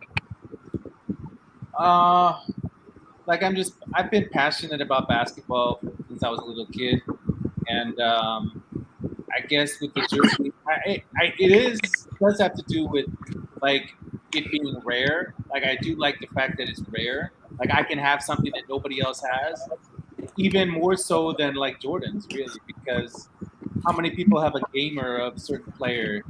Hell yeah. Almost nobody, right? So I mean, even though there are, you know, multiple ones out there, but it's not like even. I mean, how many? I don't know that much about the shoes. With the most limited shoes, how many are produced? Like the ones that sell out right away. There's still like thousands of them produced, right? I mean, I think it's Yeah. like 1 to 200K. I mean, yeah, they make a lot. In terms of like the units that get made, there's enough for every state like across the board. But because you have people who backdoor pairs or buy and crazy. with bots and stuff, like there was a story that went viral a few months ago, and it was of the I think her position was like the CEO, or not CEO, but she was like a really high up person in Nike, and she stepped down because I guess her son got exposed of selling his reselling business. There was a transaction that showed of her son using, I guess, her credit card and was buying all these pairs on like these hype releases. And immediately after that information headlined, she immediately stepped down. They didn't say for the reasons what the reasons were, but the coincidence of her stepping down after that information of her son getting exposed, obviously it was definitely Nike. Like they had to cover their own ass, so they had to do that, make that choice. But like when you hear, what was that? You say something? Yeah, so like basically it's just like that's the type of mentality that makes me not want to support a brand anymore, because I know that the brand being as popular and big as they are just goes to show that they don't give a fuck about their customer base. They really don't. Yeah, exactly. And, You basically, and that's why, like, I don't want to go down that. You already know how I feel, so I'm not going down that. No. And like I was referring to Nike, but yes, there are brand. I'm also referring to brands in general who continue to run, its client base to the ground, who really just don't genuinely care about their customers. We're the reasons why these companies are continuing to flourish, and we continue to buy into it. And for me, it's like going back to the sneaker thing. Like I refuse to spend my hard-earned money on a reseller because he's able to know somebody that works behind, Shoe Palace corporate or Nike corporate, and he can get me any shoe that I want just as long as I'm willing to pay a premium price. Like fuck that. I see people on the Instagram and social media posting all the time, dude, how they're like behind the beach, sipping a Mai Tai, spending time with their family, knowing that these guys are hustling, you know, people like me who spend my hard-earned money working a 9-to-5 job, and it's nothing personal against them, but it's just like, I don't want to be in that position. I don't want to have you continue to run me down and run down my paychecks because you know somebody. Like, that's the shit that pisses me off. And like, we all have the power to change this. We make the decision. It's not like Nike is grabbing our credit card information and swiping our cards. It's not like they're doing that. We are actually grabbing our cards out of our wallet, putting in our, you know, security codes, and hitting that submit purchase button. So I think that in a way, like, yeah, we are responsible for this type of shit that goes on to an extent. But you know, as far as everything goes with this topic tonight, man, like, you know, it's pretty. I think it's pretty self-explanatory. You know, the shoe game has definitely changed. The people who wear these shoes have definitely. This is a new wave, man. This is a new wave of sneakerheads, or whatever you want to call it. And you know, I'm scared because I don't know what's going to happen. You know. Yeah, I think it ever died back down. How it did about 4 or 5 years ago. What was that? No. You think it'll ever die back down? How it did 4 or 5 years ago? No. I don't think so. I mean, eventually it has to. I mean, or it has to evolve in some way. Nothing stays the same for, you know, exactly the same for decades, right? I mean, like, in terms of fashion, because that's always changing. That's always changing. Just like, yeah, go ahead. Go ahead. Oh no, go ahead. I feel like it's never gonna change because we're breeding a new generation with that mentality already. We're becoming the old man, get out of my lawn people. Yeah. It's not gonna change. It's not gonna change because they already have that mentality. Maybe in our lifetime, right? They got their hustle, and they're gonna grow up. It's just gonna keep going, getting worse and worse. You know what I'm saying? Yeah. That's the I way think some of them think it's cool to pay resale too. Right. It's like a brag. You know, Like I brag about that. Being called a hype beast. Until We used to brag about getting it half price or something. It has Like to being get to a breaking point, doesn't it? Doesn't it have to get to a breaking point at some point? I mean, it does, but as of now, like how everything is, I don't see that happening no time soon. Yeah. Right. So, like, what do you think we can do as like consumers and sneakerheads? Like, what do you think we can do to try and change that? Because obviously, I'm a firm believer that we have some sort of control over this trend. Honestly, I think it's far gone, man. You get man, the younger generation think it's cool to pay double now. Like that's like that's a flex to them. $300 for these things. You know, back in the day it was like, I paid $100 for these. True. Yeah, I'm saying that's a different brag. Growing up, we used to brag on how much we saved. Now people brag how much they spent. Yeah. Hell yeah! When I can get a dope jersey and I could get it for cheap, and that's what I brag about. I'm like, shit, I only got this for $200 when it was probably 300, 400. But now these, like you said, that it's like a flex on. They're flexing how much they're spending on it, which to me is ass backwards. But that's just me. Well, what does that mean though? Because not everyone can make a lot of money, or not everyone does make a lot of money, right? And I think Throwback King was saying he's starting to invest it in something he sees as more important, which is a home. And is that new generation gonna just say, fuck it? I just want to keep spending my money on what's gonna make me look cool. I mean, that's kind of what the culture is right now. When you listen to rap and all that kind of stuff, you know, it's about dropping bags now. I think as long as we have social media and they have a place to stunt, it's not going to be far away. But if they're 20 years old right now, what happens when they get to be 40 years old? You don't think they're going to change their mentality? Yeah, but there's going to be a new generation under them that's going to be a new generation. I mean, we still have the same mentality as when we were 20, so I mean, I don't know. If the new generation is bragging about, yo, I spent $400 on these, and I'm like, yo, that's dope. What do you And then think the 14-year-old is thinking? Like, yo, well, I spent $800 on those. What? Like, you know what I'm saying? It's just gonna get worse. Like, then go try to flip it. fashion trends always come full circle.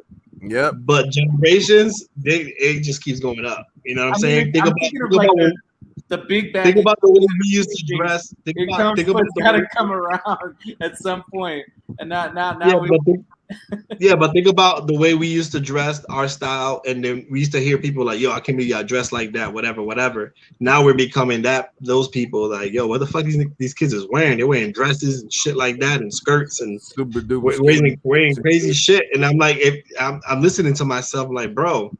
You know, when Chris Cross came out, I used to wear my pants backwards.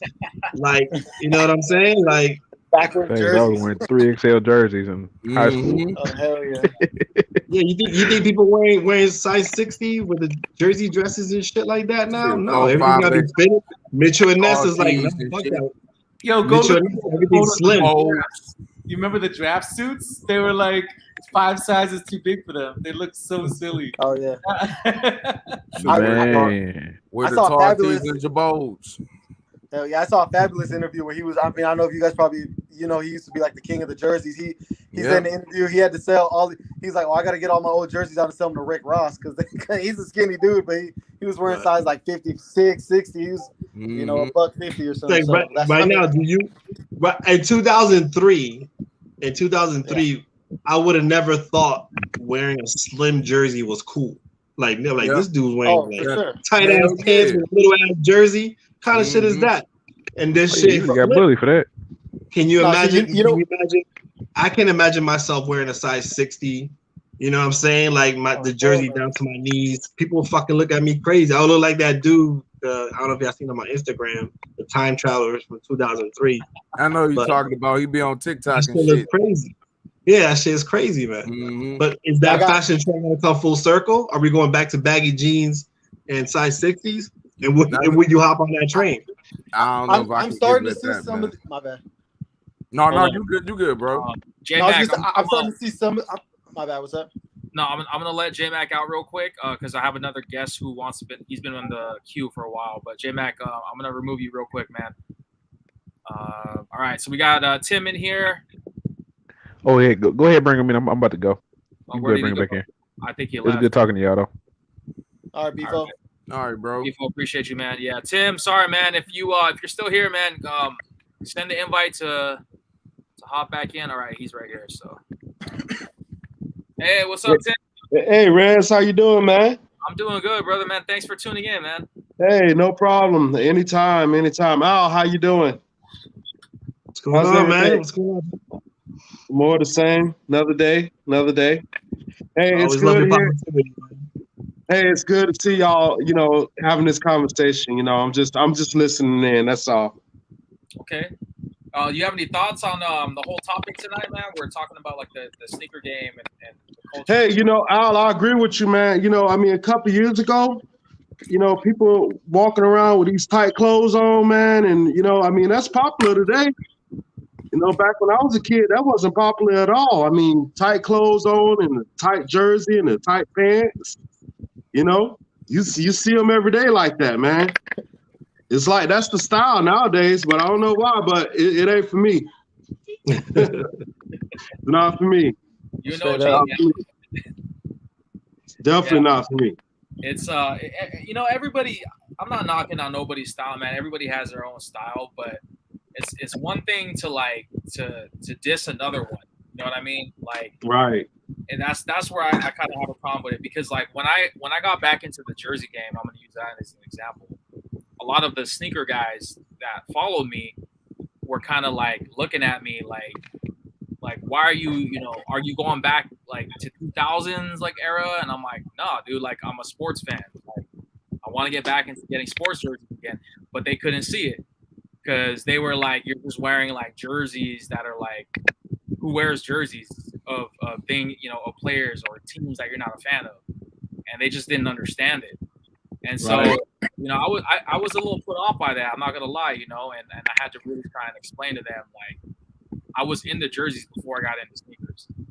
So, it was just like it made me feel some type of way And it also kind of made me like turned off with the sneaker game because it was like, dude, these guys can't even really like respect my decision to be into and to get back into something that I genuinely. Rez, that's what you tell them. Google me, motherfucker. Resurrection, baby. I've been doing this since 2008. Type in Rez Loud Music 2009 or some shit. John Cena Resurrection. You've been in this game, man. It's crazy, dude, because like I said, man, like the Jersey game, part of the reason why I got back into the Jersey game was because I love the community. The community is what brought me back. That me too. You know, but genuinely, man, like great set of guys, man. Like I've never been a part of a community that was just so like open-armed, uplifting, you know, encouraging. You know, like the sneaker game is just complete 180. Like it's like they talk shit behind your back. It's all about how much you spent more than one person, how much you flipped it for. Like it's always trying to one up one another. And it's like, why can't we just bring each other up? Why can't we just try and help each other out? Like I can't tell you how many times people like in the Jersey community who want a jersey, but they can't. It's one of their grails, but they can't afford it at the time. But they know that I want it, and they'll shoot it my way. And they'll be like, yo, you know, if you want it, you know, you can get it. I can't get it right now, but if you want it, I'd rather have it go to you. Like, that's love, man. Like, I never would even imagine anybody doing that in the shoe game for me. It's going to be like, they'll buy it, whether it's their size or not, so they can hold on to it and flip it later.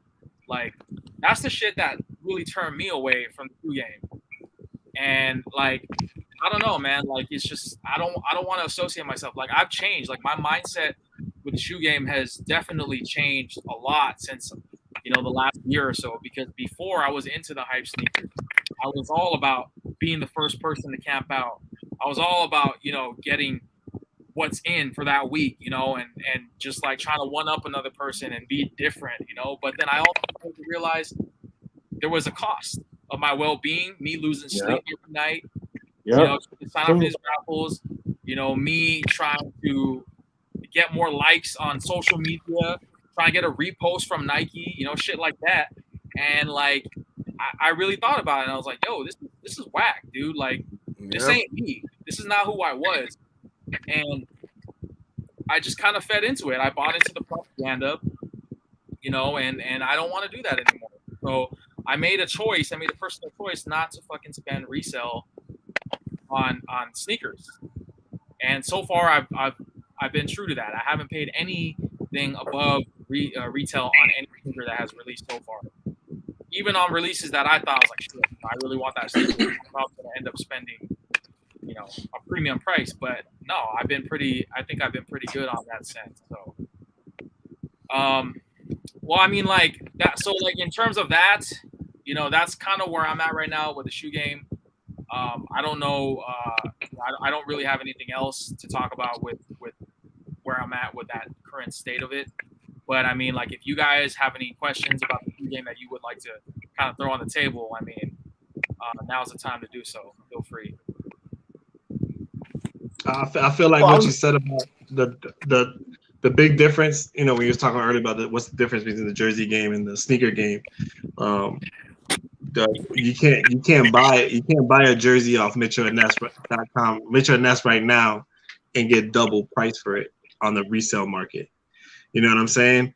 With sneakers, you could buy something retail and get triple the price. So that's one of the biggest difference between the jersey game and the sneaker game, as far as like the whole resale thing. I'm not gonna get $600 for a fucking Kobe Bryant jersey. You just go to MitchellandNess.com and get it for $300 right now. You know what I'm saying? So it's just one of those things that I am turned off by the sneaker game, but I've been turned off by the sneaker game because my mentality is completely different.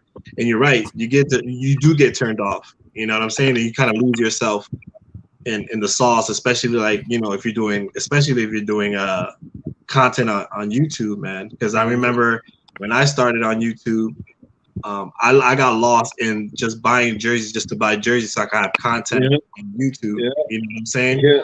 I needed to realize I needed to spread out. I needed to sit down and really like, do I really want this jersey or not? So that's part of the jersey game and YouTube that I got to the point that I was just buying jerseys just to make content. That's when I started losing myself as far as like what you were saying, Resurrection. So then when it comes down to it, there's different waves, different levels in this jersey game. Just like the sneaker game, man. Like everybody in this panel, a year from now, you're not gonna be the same person a year from now. Your whole mindset could completely change. For the good or the bad. So do you? Go ahead. I was gonna say, so do you think if, let's say it was 03, right, 2003, jerseys, everyone's wearing jerseys. Do you think if the internet was what it is now back then, do you think there'd be any elements of what you guys are saying the shoe game is in the jersey game back then, or do you think it still wouldn't be that? Like, because you're saying you can't resell a Kobe jersey for $600. If the internet was what it was in 2003, where people wanted these jerseys, do you think that would be a thing then? At the time, buying a $300 jersey. But at the time, a $300 jersey alone, people were like, "What the fuck? People are paying $300 for these jerseys?" Blah blah blah. You know what I'm saying? And really go back to 2003. Jersey alone, people were like, "What?" People were going nuts. People were going nuts because like, yo, people really paying $300 for these fucking jerseys. Right? Today is the norm. That's norm. That's retail. That's norm. So in 2003. $300 was like bananas. Like, yo, what the fuck? I am not buying no fucking $300. Dropping that shit like nothing now. Yo, what's up, POB? What up, bro? Yeah, what's up, guys? I know I'm late, but yeah, better late than never. What's going on, guys? It's all good. We're doing good, man.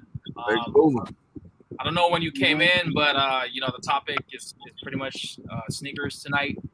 I kind of wanted to talk about the current state of the shoe game and just the overall culture of the game and where it's gone today, man. I mean, I know you're kind of into sneakers yourself, so I mean, like, is there any this article that I shared earlier is close to you.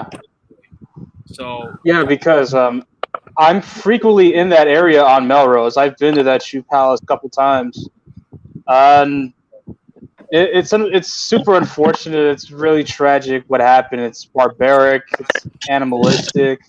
You don't want to see that happen to anybody, especially over a pair of damn sneakers. So it's unfortunate. Like I said, the sneaker culture that day hit a brand new low, and you're willing to take somebody's life over a pair of shoes. It is absolutely despicable. Right. So, like, for you to be living close to that area, is there any like insight that you could give us of how like business is conducted around there, or like overall? Well, that specifically that street, the Fairfax district is specifically Melrose Avenue. It's super famous for being a fashion district. There's so many like mom and pop type of fashion stores, sneaker resale shops. Of course, they have their big time companies. They have the Shoe Palace. They have the Foot Lockers there. Like I said, if you're into fashion, you're a hype beast, whatever, that is the spot to go. That's also where the Supreme store is and the Babe store is and all those big time, the 100 store. That's where all those big time hype beast companies are, as well as the big time sneaker resale. Because I was actually just there today to sell some stuff that I had that I no longer use, and I got some good coin for it. But to get back on topic, like I said, it's a big time fashion district. It's been known for many, many, many years. But yeah, it's just what it is. Thousands of people there every day, even tourists as well. Right. Yeah, I think I've been out there once. When I went with my girl to Comic-Con, we were actually out in San Diego, and then my girl wanted to go to LA for a couple of days, and we went to I think it was Magnolia, around that area. Yeah, Magnolia Avenue. And yeah, man, like I remember very specifically there was a boutique shop. I forget the name of it, but this family, they were like European or something. They came in, and this store had everything that was just like insane. Like the resale, like the prices that they were asking for were just way overpriced. And I remember there was like a Supreme T-shirt that was like slightly used, and they were selling it for $500. This was $100. Yeah. Or I mean, this was just a regular 100% cotton tee, and this family, you know, the guy was asking like how much for this. The guy was like, oh, it's $500, you know, and he bought like 3. And Oh these are man. $1,500, dude, for just like 3 regular 100% like pre-shrunk cotton shirts. Like, Yeah. with that much money That's- spent, like you get like a lifetime of t-shirts, man, for your whole freaking Yeah. life. You would never have to do laundry, dude. You know, so it's Yeah, really I mean- unfortunate. Yeah, it is. Let And me- then, I want- yeah, that's the ecosystem over there. That's what it is. And there's, like I said, that's not the only store. There are dozens of stores on that block. Well, on that entire street, not just multiple that crosses multiple blocks. There are tons of stores that like resell the top line fashion items, the hypebeast items. You name it, they have it on that block. And like I said, what happened over there, it's a damn shame. And like I said, I don't wish that on anybody. I don't care a damn how exclusive, how rare that sneaker is. It's not worth doing that. Yeah. I just want to I want to focus quickly on this and just show this part. I'm going to share my screen with you guys, but Sure thing. I wanted to show and kind of get your guys' reactions of what this is right here. So this is the StockX website. For those of you who don't know, StockX is kind of like a site that people go to reference like the value, the resale value of releases. And if you look here on the top left of this screen, you can see that there's 2 sneakers right now that has recently dropped from Nike, which are the Travis Scott ones. Now, it's to my understanding that these sneakers, I think the low top here retailed for like, I think it was like $130. I don't remember off the top of my head, but if you look at the resale value, look at the price on that. Like if you look at the sizes, I mean, a size 10 is selling for like over. It's a band. It's like $1,430. God damn. It's nuts, man. I mean, this is literally a low top shoe going for thousands of dollars, and you know everybody is going crazy over these. I mean, yeah. Like when you guys see this, like, what is that? How does that make you feel? Like when you see stuff like this? I mean, can we blame the just people like Travis Scott or a Sean Witherspoon or whoever for just the hype of the whole entire shoe and everything and all? You know who you blame? That guy that bought those 3 Supreme white T-shirts for $1,500. That's if true. they got it, they're gonna buy it. You know what I'm saying? They set the bar. Yeah. You know what I'm saying? You don't have to buy that sneaker. You know what I'm saying? Fact. To me, like I'm coming from a point that I just don't care. Like right. I'm turned off by the sneaker game itself. Like to me, that's not attractive. It is what it is. You know, if you really want that sneaker, go for it, man. Right. If you have the money to spend, go for it. That's your, like I don't count people's pockets. It's crazy to see the prices for that. That's right, fucking, that makes that's me a Honda. That's a 2000 Honda Civic right now. Right, that's a whip right there. You know what I'm saying? That's a lot of shit. That's groceries for months. It's megatons of shit. You feel me? Like that's why when I see shit like that or whatever, I mean, it's beyond me. It's straight ridiculous. Crazy. Number one, who is Travis Scott? I mean, I kind of know who he is, but he's not even someone that special, right? And then number 2, the shoe doesn't even look that good. Yeah, I don't like either of those shoes. I maybe know 2 or 3 of his songs. Yeah. Well, I don't know, like Sicko Mode. I know that song. Him and Drake. See, I don't even know that song. I've heard of it. I don't even know what it is. If I heard it. Just looking at these, like, look at these prices, guys. So I'm just kind of, scrolling, typing in Travis Scott. This is what shows up. But for those of you who don't know, this is what the hype ass people want. They'll spend $300, $400 for a damn shirt. They'll spend 2-3 bands for a doggone shoe just to say they have this shit. Look at this, guys. For fucking what? Socks. God. You see what I'm $100 per pair of Come on socks. now. Come on now. Are you That's kidding crazy. And me? people trying to hit retail to do what? Resell them, just like as we seeing right now on StockX. Like, man, look, how I personally feel, even on the resale tip, I just can't buy a shoe just to resell it for like what would be like. I mean, I get it, but at the same time, like, what's the point? With Like, if I'm- me, what I would worry about, like this is just the old head in me. Like if I had a child and he had those sneakers, I wouldn't buy him no fucking sneakers. He's just setting Hell himself no. up to get jumped, robbed. Because think about it. Instead of people ain't chain snatching anymore, man. If I see those Travis Scotts and I know, yo, that's a guaranteed $3,000 right now. Let's get this motherfucker. Hey, You know what I'm saying? Like I wouldn't stunt that hard, man. I'm the type of dude that used to tuck my chain in, man. Because Hey, throwback. I got one article that I'm about to mention. Remember that infamous Sports Illustrated? Yeah. Your sneakers are your life. Yeah. Oh, I remember that. Yeah, your sneakers are your life. How people looked at that article and all because it was about Jordans and doggone starter jackets. The shit that we looking at right now, that's the new thing. Yeah. And people. Oh yeah, the NWA years. Is like that. Yeah. Trust me, like, and the people that are wearing this, it's like little 14-year-old kids, skinny jeans. Like I could fold them in two and throw them across the street.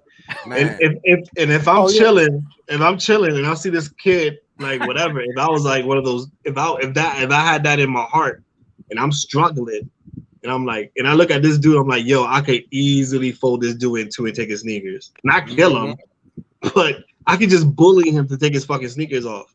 14 years old though, like how is he getting that money? Selling drugs? Bro, mommy and daddy, parents, man. It's parents. Mommy and dad. It's parents. It's a whole new generation, man. Just go around and put him in a chokehold. You got him. His parents are getting money for that shit? Are you talking about white kids or what? Oh yeah, a lot of those preppy white kids I see with them. Nah, I'm not gonna put it on anybody's race. I mean, I'm gonna put it on these people that there's some kids that just hustle their ass off and flip just to get those sneakers. Man. Yeah, and that's true. Then you got those people that got mom and pops to buy them shit, whatever it is, what it is. The thing is, I'm on like all these sneakers. I guarantee in the next 3 months, you're not gonna see any of these people. Like you're not gonna walk to the mall and see somebody wearing those sneakers. You know why? Because these motherfuckers ain't wearing their sneakers. They keep it in the box. Look at Russell Kelly there. And then either they go sell them or they just go collect dust to the point of, oh, let me wear this 6 years later. Or start on Instagram real quick. They go crumble. Fuck that. If I'm buying a shoe, I'm rocking that bitch as is, and so I can prolong the shoe and keep it for a long time. You know what I'm saying? There's people that's actually doing that. I mean, no disrespect to nobody, but man, that's just me personally. I just can't do that. And there's people that's doing that. And I mean, I'm like, man, I don't know how y'all doing it. Yeah, and these resale prices is making it dangerous, man. Right. These resale prices making it dangerous. To tell you the truth, like I wouldn't want my son rocking those Travis Scotts going to the mall. I don't know who the fuck is looking at him like, yo, that's easy money. $10,000 for this jacket right here. 10 bands just for a fucking Letterman. And that's easy to take off. That's a brand new car. Like, yep. Bruh, come on now.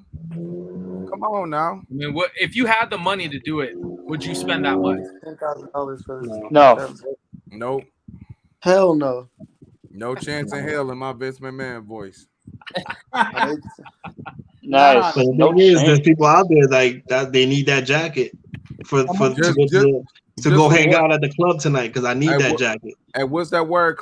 What's that word? Clout. That's the word. Clout. Clout. Yeah. Clout chasing. Yeah. You know what's the funny part? You know what's the funny part? The men that are wearing this or the kids that are wearing this, they're not doing it to impress girls. They're doing it to impress another man. Wow. They're rehabbing. Yo, Brad, you think your fiance cares like, oh, yo, shit, you wearing those Travis? Like, she don't give a fuck what you're wearing. Like obviously, you clean cut. You know, obviously she's your fiance for a reason, but she's not gonna sit there and be like, oh, yo, you saw this guy, yo, he's mad hot. You kind of cute, but that's all those Travis Scotts. Yeah, it turns her off actually, knowing that like there's people out there who are literally like trying to act like they're the shit because they spent $3,000 on a pair of sneakers when in reality it only costs probably like less than $50 to make it some sort of factor. Damn. My sneakers never got me pussy. Bro. Hands down. If you that well with this generation nowadays, like bro, the kids. If I was a teenager, that you probably could get some fucking. Wait a minute. ass Yeah, fucking- exactly. Nowadays, I think it actually might because, like, I mean, But we're talking about grown women now. Like now, like forget. There's girls out there, dude. Trust me. Like I've been to like sneaker events. it's not the sneaker itself; it's the popularity that comes with it. Well, yeah. I mean, It makes obviously, it it's like popular. it's kind of like a gold digger, dude. Like if a Yeah. gold digger sees you, Straight up. driving a nice ass car, she's gonna try to holler at you because she's gonna want to get a ride. She's gonna want to take pictures. You know, it's the same thing with the sneakers. These girls, they know these girls that are into the sneakers, they know the value. Like I'm not gonna name drop anybody, but like I know people who are in a relationship with another sneakerhead, and they know, dude, they know what the value is, the resale value is of these sneakers, and that's honestly, I think that's why they're together. They see dollar signs. I just saw this. I saw this thing on TV the other day, and they were talking about Jay-Z, and they were showing young Jay-Z when he had gold teeth, big dookie chains, and they were trying to explain at this time this man wanted to look like he had money to impress. You look at Jay-Z now. When have you ever seen Jay-Z wear a chain now? He doesn't have gold teeth. He dresses like a regular ass. The guy that owns Facebook, he dresses just like that. T-shirt, some like dope sneakers, a regular T-shirt, regular jeans, and that's it. Just you know why? Because he doesn't have to. People know he has money. People don't have to fucking look. He doesn't have to dress like he has money. That's the problem. Yeah. People are so worried. That when I see those people that around here, I live. Every state has a hood. Hartford's the hood of Connecticut. When I see these guys, what's those motorcycles with two tires in the front that they look like the Batmobile and shit. Like my thing, people all over this neighborhood has it, but they're pulling up into their apartment building. They're pulling up to their mom's crib. I'm like, how you have that car, that whatever it's called, that motorcycle with the back wheels and looks like it costs a lot of money, but you're pulling up into an apartment building. That doesn't make sense. Oh, sure. You know how many times I've been through this? My bad. Go ahead, man. Now, you know how many different projects I've been through. When you go, then you see expensive ass cars, jewelry, everything, and it's like, but you guys are living in the project, so what are you really spending your money on? Like, you're not trying to get move out. I don't know, but let's see. It comes back to sneakers, man. Like I understand some kids use sneakers as a way to like look at me, like like the what's those fucking birds with the big ass feathers to try to impress the girls. Peacocks, right? Like peacock? Yeah, peacock. That's what they're trying to do. They're trying to be peacocks with these Travis Scotts, and these females fall for it nowadays. Yeah, I remember. I don't know if you guys know the song "Classic" by DJ Premier. Yeah. And I remember Nas said this in one of his verses. He says, "When they do make the whip you like, your chips ain't right. By the time you could afford it, the car ain't important." So it's like, but of course you want a car now when you're down out in your luck, but all of a sudden you have money, you got responsibilities. Just getting that car, it don't matter anymore. Right? You're gonna save up for 10 years, impressing people and like trying to look fly. That doesn't matter. But we all become that old man, get off my yard people. But think about it. Maybe what if we were teenagers living in this age? Would we be like, oh shit, I gotta get those Travis Scott? We would like fucking do what we need to do. You know what I'm saying? Nowadays it's like, yo, we tried, we missed out. All right, cool. On to the next one. But then you have people. It goes back to what Rez's whole topic is about. I need these sneakers, not because I want to wear them and look fresh and stuff like. I need this sneaker because of clout. I need to take that Instagram picture. I need to know. I need to let everybody know that I have this sneaker. You know what I'm saying? It comes back to that, and they're willing to do anything to it. You fucking get into fights, fucking kill somebody. It's sad, man. Yeah. So, like, for you guys, like, where do you guys draw the line for when it comes comes to collecting, not just sneakers, but just overall in general? Like as us being collectors of things, like where do you guys draw the line as you're collecting? What do you mean draw the line? Like, you know, if just going back to the story, you know, about this young man who was killed, you know, obviously people have to draw the line somewhere where, you know, it ended up in a fight. But like, is there a point where even before it escalates to a fight, you're just like, nah, like that's just too much. Whether it's like the price point, the rarity. If I gotta line up, if I'm sorry to interrupt, but if I have to line up for something that I collect, that's drawing the line. I'm like, I'm good. But the thing is, if somebody has a gun to my face and they're like, give me your jersey. You know, I have my favorite jersey on. Like, give me your jersey. My mentality is like, yo, I'm not gonna lose my life over it. Go ahead, take it, bro. At the end of the day, yo, my ego is not gonna be like, fuck that. I'm not gonna be a punk. Like, yo, you're gonna be a punk, a dead punk. I'd rather be a live pussy than a dead pussy. That's what I'm saying. I'm sorry to cuss on your live, but it's just one of those things. Like, yo, sometimes people's egos. That's what I'm saying. Like I was telling you earlier, like sometimes it's not about the sneakers. When the news said somebody died or somebody got killed over sneakers, maybe 60% of the time it's not even about the sneaker. It's about somebody thinking they got punked at the line or they got cut or somebody said something stupid and then they get shot. And then the news will say, well, they got shot because of the fucking Travis Scott sneakers. No, they got shot because somebody's stupid, somebody's ego got the better of them. I would never, you just take them, yo. I'm not gonna lose my life over this shit. But the younger me, the 22-year-old, 23-year-old would have been like, nah, I'm not gonna get punked. I'll do whatever I need to do. Nobody's gonna take my shit, and I'm gonna lose my life over that. That's just my perspective. That same. Go ahead. What were you saying? No, I was just saying, like what Throwback King was saying, like those same people who are gonna most of the time we're gonna shoot someone over a sneaker. They're gonna if they don't shoot that person in the sneaker line, they're gonna shoot someone at a bar, at the club, in the street, just for the smallest disrespect. That's just now the sneakers brought them to that spot, but it was like he's saying, it's just people with their ego and then just they can't take what they feel is disrespect, so they feel like they got to take it to the extreme to show that they're not pussy, so they're gonna shoot somebody. And it, like I say, that same person will shoot someone anywhere. It's not just at the sneaker line. It's that hood mentality. And if they could do it in broad daylight, trust me, they could do it in the middle of the night. That's the crazy part. I mean, but like, I understand like what you're saying, like how it's somebody who's just basically like, yo, you know, how the fuck dare you cut me off and stuff. But do you also agree that it's not just that person being a dumbass, but like more so of these like brands, like, and these shoe stores that are actually making this type of like exclusivity?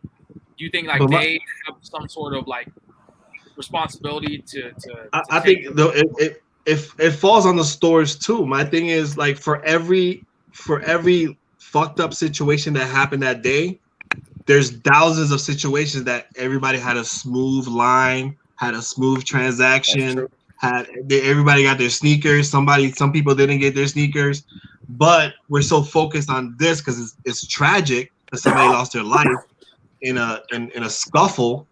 But we're so focused on that. This sneaker was a national.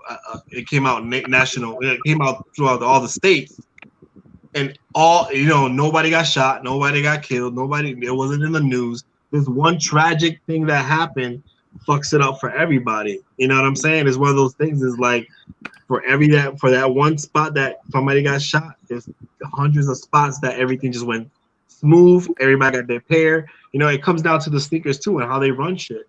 Because you probably been in situations where there's no order. There's no like nobody says like, yo, line up here. They don't have a police officer out there. If they know, like there's certain ways you can run these releases, man. I think the store is full responsibility too. If you're in a place and you got a hype release, hire extra security, hire a police officer to be out there, have order, have a list. You know what I'm saying? Have it organized. When you have a fucking clusterfuck and people are just pushing each other, that leads to somebody saying, "Yo, you stepped on my sneakers." Pat, pat, pat. That. And Yeah. then they're gonna blame it on. They're gonna blame it on. Is that Nike's fault because a dude got disrespected in the line? Right. Especially when you're in LA, like you got to know where your store's at. Like I mean, I live out here now in LA, and it's you got to know your environment. So when you have some shit like that in LA, shit can go down. So you do need to have the right security. Yeah. All that like throwback. And it comes to street smarts. Some people just don't have Yeah, that. yeah. Some guys, yes, no, it does have a part to do with that as far as like knowing your areas, reading a situation. But also at the same time, knowing your street smarts, knowing what to do, what not to do as well. So that's just how it goes down. There's a lot of different variables, not just one thing, If Yeah. people obviously, try to punk you for your hat or your jersey or your sneaker or whatever you collect, would you put up a fight? Would you put up your fist and be like, no, back the fuck up? Like, you're not gonna punk me. That's where the street smarts come in. Like, bro, like you throw the common dude in the hood, they don't know what to fucking do with it. Somebody with street smarts, you can put them in any situation, they'll find a way out. My thing is, yo, you have to read the crowd, read the people. There's some people like, yo, they think you think that guy's alone, but it's like he has like 4 motherfuckers behind him that has his back and is ready to jump anybody. I think when it comes to street smart. There's situations like, some like, bro, like what the fuck, you know what I'm saying? It's about reading and having street smarts when it comes to getting punked.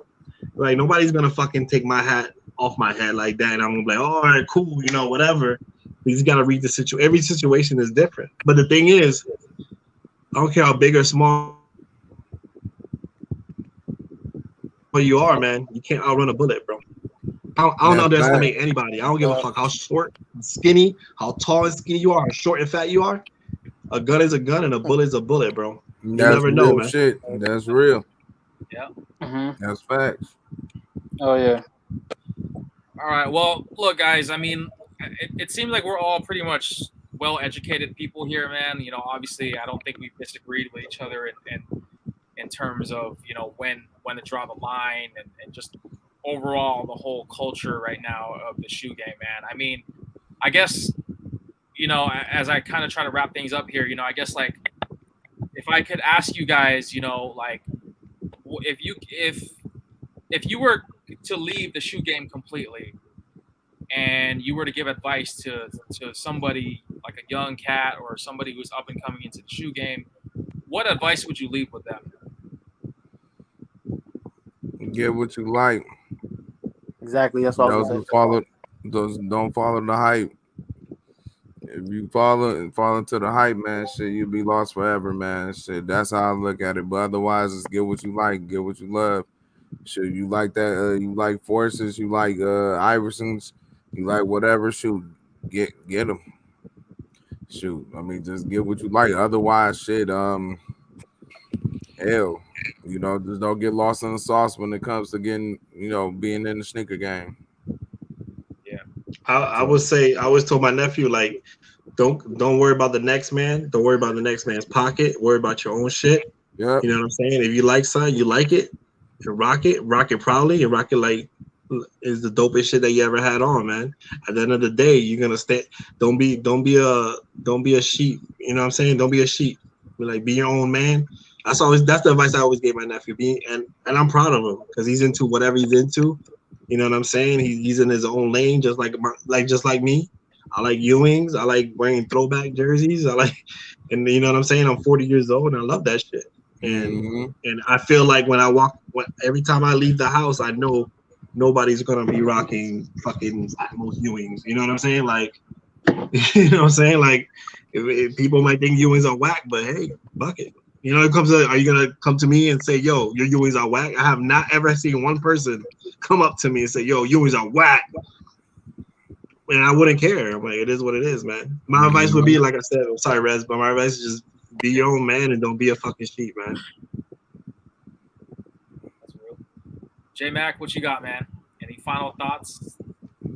What would you tell me? Not really. I'm probably not the best when it comes to shoes. I have a little collection, but I'm not a sneakerhead like that. But recently I got into them, but not like into them. You know what I mean? Like not where I'm chasing like the coveted ones, you know. But so I'm not really worried about sneakers, but like the equivalent for me is jerseys. You know, like I'm a little bit addicted, or I should say a lot. So I don't know if I could give advice because I think first I have to. I don't know. The best. Well, answer this. What would you tell yourself the Jersey head today? What would you tell the Jersey head that was 10 years ago? What advice would you give yourself? I mean, the thing is with the jerseys, even though I collected as like a kid and a teenager, there was a long time where I did not collect, where I didn't have a lot of jerseys. It's only within the last few years, actually, that I got a lot of jerseys. No, but as far as what you know today, what Yeah. advice would you give your younger self as far as how you are in the Jersey game today? I'm just trying to Yeah, so you can answer the questions because we're all answering like the sneaker questions. yeah, I don't know. I mean, I try to You set. you literally would let yourself down. Like I don't know what to tell you, bro. I try to That's what set you're saying. limits, Like I don't know, bro. Just keep spending money. Yeah, I try to set limits, but it's like okay, I probably say don't open up PayPal. don't open up a PayPal because I would have been at my house, man. yeah, I know. So, What about you, POB? You got any advice that you would tell a younger person trying to get into the shoe game or something? Save up. So how much money you ever got, save up. Because I got heavy into jerseys when I was like 14, 15. And and during that moment I would have to save up allowance. I would have to ask my mom, I would have to ask a bunch of people, can I get this? And my advice is save up, get a job earlier. And also like what you like. Don't fall into peer pressure. Never fall into peer pressure. Be yourself. Right on.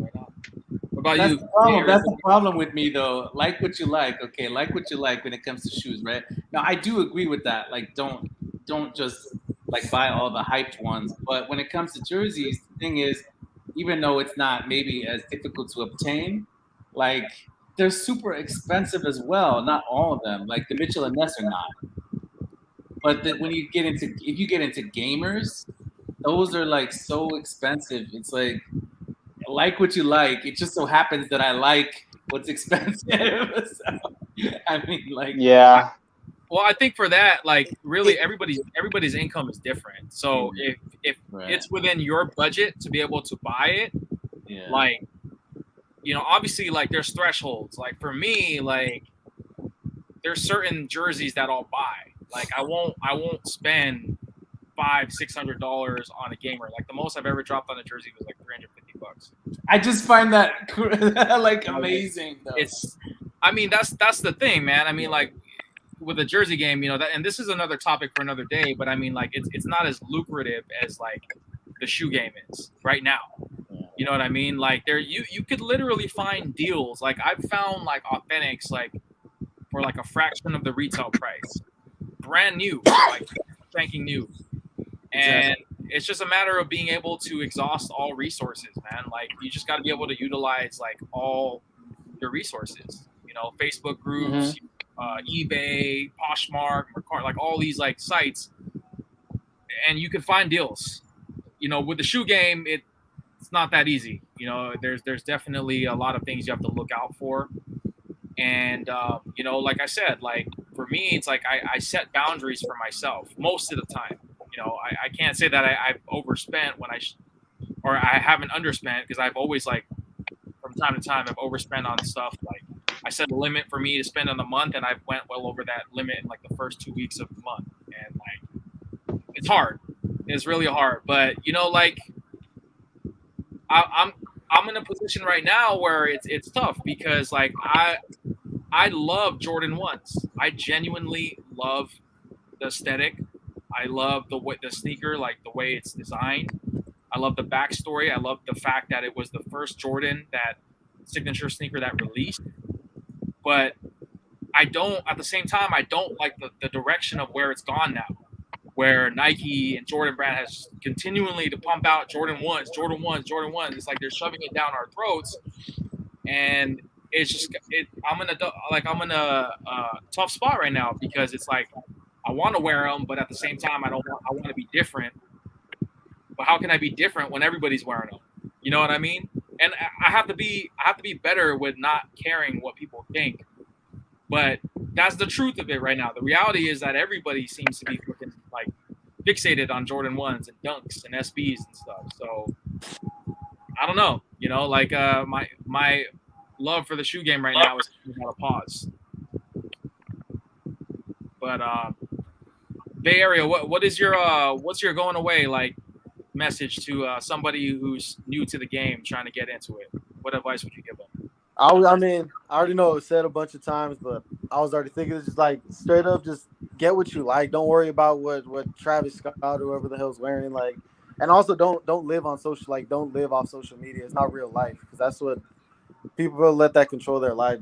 I got rid of my social media and things are a lot better. So I'm just saying, get what you like. Worry about because at the end of the day, people they act like they care. They don't really care. So get what you like to get what you want to spend your money on.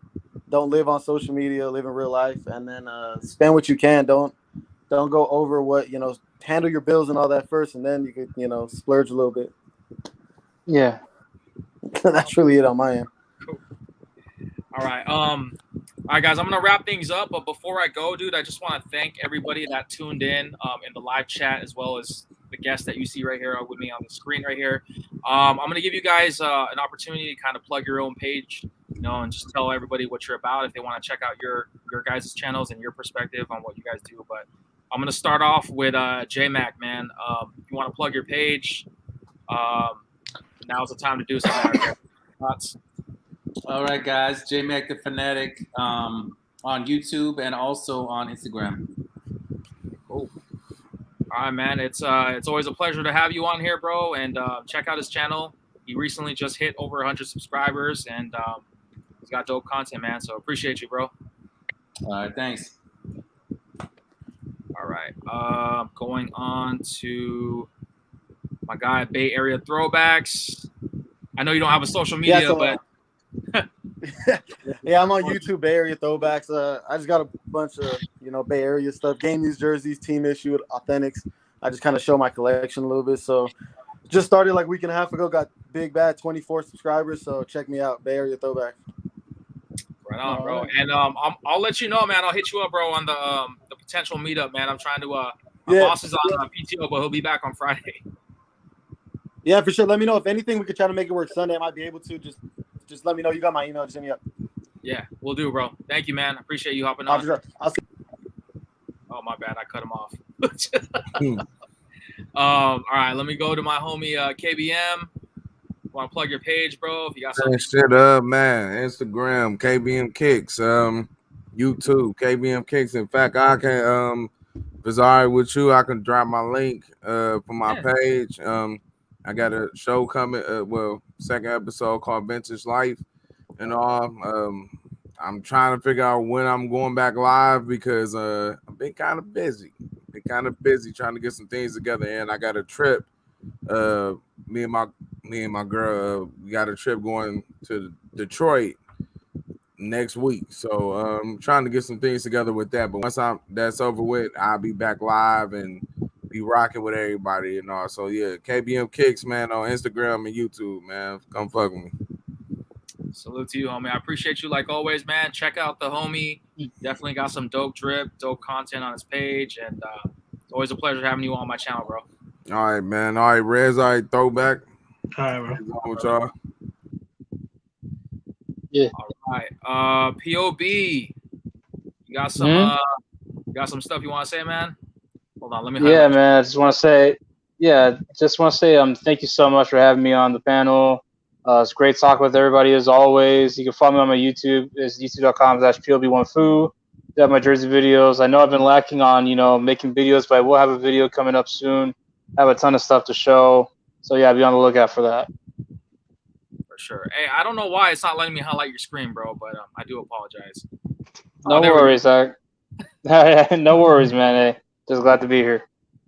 Right on, right on. All right, bro. Well, dude, I appreciate you, man. You know, like always, we definitely got to meet up, bro. You live in California, dude, so we gotta try and make a meetup happen and possibly a collab video, dude. That'd be dope.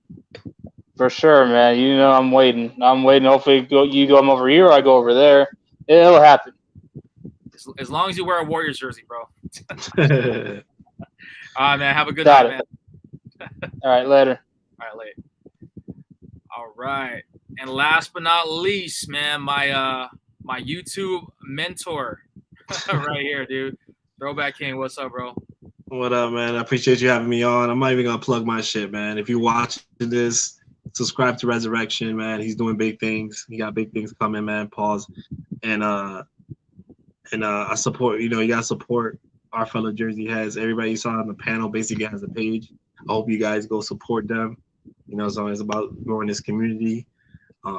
Like I said, I always tell REZRECTION, man. If you shine, we all shine, man. So I support everything you do. If you're watching this right now, hit the like button. Easy, man. It's free. And subscribe to REZRECTION, man. Let's keep growing his channel, man. And I see big things coming your way, homie, man. Pause again. I appreciate that, man. You don't want to plug Kings, man? I mean, it's for the community, bro. You know it is, man. Like I said, you always plug Kings yourself, man. So I'm good, man. I'd rather plug you on your own shit. All right, homie. Well, dude, I really do appreciate that, man. It means a lot coming from you, you know, for somebody that I've never met, you know, but I've known you for like almost a decade now. It's a good, I consider you a friend, man. And Same here, bro. And I mean that, you know, from the bottom of my heart, bro. But I appreciate you hopping on, man. I'm gonna say my piece and then I'm gonna end the stream. But thank you for hopping on, bro. All right, man. Proud of you, bro. All right, man. Thank you. All right, guys. So you had it there. You know, episode 9 is coming to an end here, but don't worry, guys. Episode 10 will be back next Wednesday. I do want to give a huge shout outs again to everybody that tuned in onto the live chat. You guys were live all night long. You know, I love it when I see that. You know, and then salute to all the people who hopped on the screen with me to share the screen with me tonight, man. You know, it's kind of tough because I only have the basic version of StreamYard, so I can only allow up to 6 people, including myself, at the same time on the stream. So, you know, as the page continues to grow, as the viewership continues to grow, you know, I'm definitely, I'll probably consider purchasing maybe an account, a premium account with StreamYard to allow more guests to come on. But, you know, I try to at least give everybody some time who's active in the chats, you know, if they want to hop on and kind of express their thoughts and feelings on the subject matter, man. But, yeah, man, just kind of going back to the beginning of the topic of the video, you know, the shoe game and the culture is definitely something that I think has changed for the worst, in my honest opinion. You know, that's just my personal opinion. But, you know, I guess my takeaway with the whole thing is just, you know, like everybody was echoing, you know, earlier this evening, man, it's like, buy what you like.